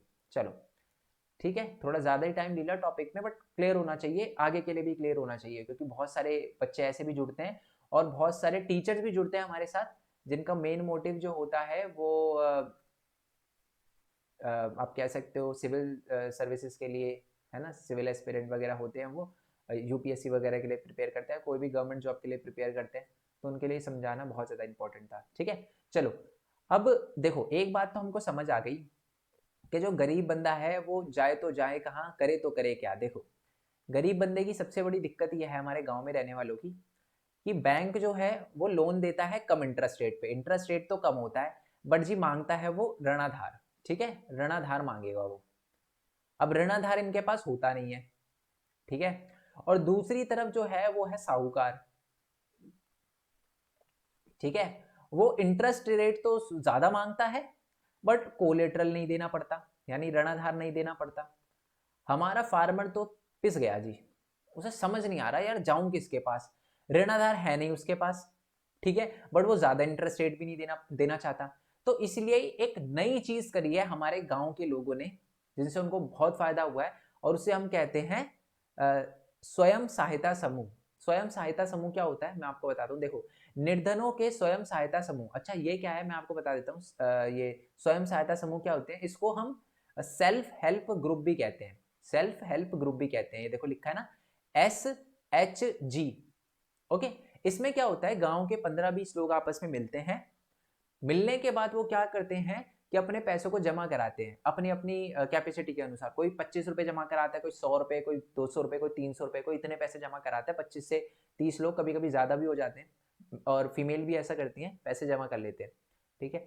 अब अगर कोई पर्सन उन्हीं मेंबरों में से 15-20 में से अगर उसको लोन की जरूरत पड़ती है, पैसे की जरूरत पड़ती है, तो वो ना बैंक के पास जाएगा क्योंकि उसके पास कोलेटरल नहीं है, वो साहूकार के पास भी नहीं जाएगा, साहूकार ज्यादा इंटरेस्ट लेता है, वो जाएगा अपने स्वयं सहायता समूह के पास और बोलेगा कि भैया मैंने है ना ये अपने हम मैं भी स्वयं सहायता समूह का हिस्सा हूं, मैंने भी पैसे जमा कराए हैं, मेरे को पैसे की बहुत जरूरत है, आप मेरे को पैसे दे दो, मैं इंटरेस्ट दूंगा, बट बहुत इतना जितनी मेरी हैसियत है मैं उतना ही इंटरेस्ट दे पाऊंगा, और साथ में मेरे पास कुछ गिरवी रखने के लिए भी नहीं है। ठीक है, तो क्योंकि वो सारे गांव के ही सदस्य हैं, उनको पता है कि यार इसके पास कुछ गिरवी रखने के लिए नहीं है, बट ये बंदा जो है ठीक है, कहीं भागने वाला नहीं है, तो इसीलिए वो उनको स्वयं सहायता समूह से लोन दे देते हैं। ठीक है, तो ये एक बहुत बढ़िया तरीका है, ना ही उनको किसी तरीके की प्रॉब्लम आती है ऋणाधार से रिलेटेड, और ना ही उनको किसी चीज से प्रॉब्लम आती है ज्यादा इंटरेस्ट देने में, मतलब ज्यादा इंटरेस्ट भी नहीं देना पड़ता, बहुत कम इंटरेस्ट देना पड़ता है। ठीक है, तो यही स्वयं सहायता समूह है और इससे बहुत फायदा हो रहा है हमारे गांव के लोगों को। और स्वयं सहायता समूह है ना, एक नाम से चलाया जाता है, जैसे कि मान लो मेरे गांव के अंदर, वैसे तो मैं दिल्ली में रहता हूँ, बट लेट्स अज्यूम कि मैं किसी गांव में रहता हूँ और मेरे गांव के अंदर हम 15-20 लोगों ने क्या किया, एक स्वयं सहायता समूह बनाया। ठीक है, स्वयं सहायता समूह बनाया और इकट्ठे वगैरह किए पैसे, तो स्वयं सहायता समूह का कोई नाम होता है। ठीक है, कोई भी नाम हो सकता है, मान लो मेरे गांव का नाम जो है वो क्या कहते हैं उसको, कुछ भी है। ठीक है, वो छोटा भीम का वो गांव क्या था, ढोलकपुर जो भी था, तो मान लो मेरे गांव का नाम ढोलकपुर है, तो ढोलकपुर स्वयं सहायता समूह, ऐसे मैंने नाम रख दिया ढोलकपुर, तो ढोलकपुर स्वयं सहायता समूह नाम हो गया किसी गांव का। तो स्वयं सहायता समूह जो है मेरे मतलब गांव के नाम पे। तो अब अगर हम ऐसे ही पैसे जमा करने में रेगुलर रहते हैं, तो हम बैंक के पास भी लोन लेने के लिए जा सकते हैं, और बैंक देखता है, क्योंकि बैंक याद है ना, बैंक क्या चीज देखता है, बैंक ये देखता है कि पहली बात तो कोलेटरल होना चाहिए। अगर कोलेटरल नहीं भी है, अगर ऋणाधार नहीं है, गिरवी रखने के लिए कुछ नहीं है, तो बैंक दूसरी चीज ये देखता है कि अगर मैंने इनको लोन दिया तो क्या ये वापस चुका पाएंगे या नहीं चुका पाएंगे। तो फिर बैंक देखता है यार इनके पास गिरवी रखने के लिए कुछ नहीं है, बट ये है ना 2 साल से अपने पैसे जो है जमा करा रहे हैं, कर रहे हैं अपने पैसे जमा, और ये रेगुलर है, इसका मतलब मेरे पैसे मेरे को वापस मिल सकते हैं। तो अब बैंक भी उनको लोन देने के लिए तैयार हो जाता है बिना किसी ऋणाधार के। ठीक है, यही बात लिखी हुई है। तो इसमें देखो यही लिखा हुआ है कि लोग क्या करते हैं, 15 से 20 लोग एक गांव के पैसे जमा करते हैं, 25 से 50 100 रुपए, उससे भी अधिक करते हैं, अपनी क्षमताओं के अनुसार करते हैं। ठीक है, और सदस्य अपनी जरूरतों को पूरा करने के लिए छोटे ऋण ले सकता है, मतलब बहुत ज्यादा नहीं, ऐसे नहीं गांव में उसने 25-25 रुपए जमा करा के बोल रहा है 1 करोड़ दो, ऐसे नहीं, छोटे मोटे 10,000 20,000 30,000 40,000 इस तक के लोन मिल जाते हैं। ठीक है, और इसमें क्या होता है कि वो जो होता है उसका इंटरेस्ट जो होता है बहुत ही कम होता है, उससे तो कम होता है जो साहूकार लेता है। ओके, और साथ ही में अगर वो 1-2 साल तक अपनी बचत जो है नियमित रूप से करते रहे, तो बैंक भी उनको ऋण देने से एग्री कर जाता है कि हम आपको लोन देने के लिए राजी हैं। ठीक है, और वो लोन जो है वो किसके नाम पे देता है, वो लोन जो है वो देता है जी बैंक के नाम पे। ठीक है, ऋण समूह के नाम पर स्वीकृति किया जाता है, समूह के नाम पे स्वीकृत किया जाता है। इसका मतलब वो जो सेल्फ हेल्प ग्रुप है ना हमारा, उनके नाम पे ही लोन का जो चेक होता है वो फाड़ा जाता है, मतलब चेक जो बनाया जाता है ना, वो स्वयं सहायता समूह के नाम से बनाया जाता है, ढोलकपुर स्वयं सहायता समूह के नाम पे। ओके, और सदस्यों के लिए स्वरोजगार के अवसर प्रदान होते हैं। अब उनसे पैसे मिलते हैं, जब उनको बैंक से लोन मिलता है तो उनसे अलग अलग मतलब गांव के अलग अलग जो लोग जिन्होंने स्वयं सहायता समूह में पार्ट लिया, वो उन पैसों का यूज कर पाते हैं, अपने बिजनेस खोल पाते हैं, छोटे मोटे काम कर पाते हैं, तो एक तरह से खुद के लिए अवसर जो है वो बना पाते हैं। ठीक है, तो आई होप ये बात आपको समझ आ गई हो। अब बात करते हैं जी क्वेश्चन की कि क्या क्वेश्चन आ सकते हैं। तो आपसे क्वेश्चन पूछा जा सकता है कि ऋणाधार की कमी की समस्या को दूर करने के लिए स्वयं सहायता समूह उधारकर्ताओं की सहायता कैसे करते हैं। तो वही आपको पूरा लिख देना है कि जैसे पूरा बता देना आपको, इस क्वेश्चन में आप पूरा भी बता सकते हो कि स्वयं सहायता समूह पहले होता क्या है। गांव के 25 से 20 लोग जो हैं या उससे ज्यादा लोग जो हैं आपस में आते हैं, अपने पैसों को नियमित रूप से जमा करवाते हैं। ठीक है, और एक स्वयं सहायता समूह बनाते हैं वो, और इसी को हम स्वयं सहायता समूह कहते हैं, जिसमें गांव के 25 से 30 लोग आपस में साथ आते हैं और अपने पैसों को जमा करते हैं। ठीक है, और अगर किसी पर्सन को जरूरत होती है पैसे की, तो उनको कम कीमतों पर या उचित ब्याज दर पर, यानी कम ब्याज दर पर उनको पैसे मिल जाते हैं। ओके, और साथ ही में अगर वो नियमित रूप से अपने पैसे जमा करवा रहे हैं, तो उनको क्या किया जाता है, उनको बैंक से भी लोन मिल जाता है, और साथ ही में ये जो पैसे जमा कर रहे हैं वो इनसे छोटी छोटी जरूरतें भी उनकी पूरी हो जाती है। Yes sir no, I hope ये बात आपको क्लियर हो गई है। रीड कर देता हूं मैं फिर भी।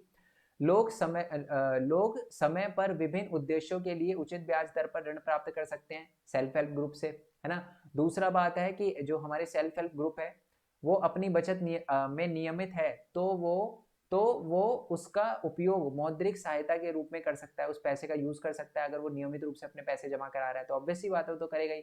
और साथ में सदस्य अपनी जरूरतों को पूरा करने के लिए नियमित रूप से छोटे छोटे लोन भी ले सकते हैं। और अगर वो रेगुलर है पैसे अपने जमा करने में रेगुलर है तो बैंक भी उनको ऋण देने के लिए मान जाता है। ठीक है, चलो मैंने आपको एक और चीज बताई थी कि गांव में ना एक टाइम पे बहुत कम बैंक हुआ करते थे। ठीक है, बांग्लादेश में भी सेम प्रॉब्लम थी, बट बांग्लादेश के एक पर्सन थे जिनका नाम था मोहम्मद यूनिस, प्रोफेसर मोहम्मद यूनिस। इन्होंने ना बहुत ज्यादा बड़ा योगदान दिया अपना। ठीक है, और गांव के अंदर ग्रामीण बैंक खोले।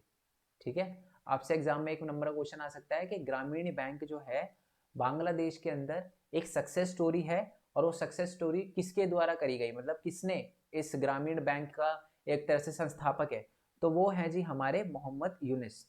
ठीक है, बांग्लादेश के हैं ये। ओके, अब देखो इन्होंने क्या लिखा है कि अगर गरीब लोगों को सही और उचित शर्तों पर ऋण उपलब्ध कराया जा सकता है तो लाखों छोटी गतिविधियों के जरिए विकास का सबसे बड़ा चमत्कार कर सकते हैं, मतलब बहुत ज्यादा बड़ा डेवलपमेंट कर सकते हैं वो। ठीक है, मोहम्मद यूनिस है और इनको नोबेल पीस प्राइज मिला है शांति के लिए। जी वाह, बहुत बढ़िया।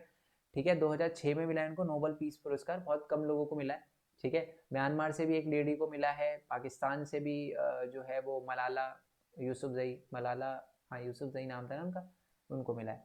ठीक है, चलो जी, यहाँ पर अपना चैप्टर एंड होता है। आई होप आपको वीडियो अच्छी लगी हो। अगर कोई दिक्कत आई हो तो नीचे मेरे को कमेंट बॉक्स में बता देना। नोट्स के लिए आप वेबसाइट पे जा सकते हो। ओके, हमारे अलग अलग चैनल को आप सब्सक्राइब कर लेना।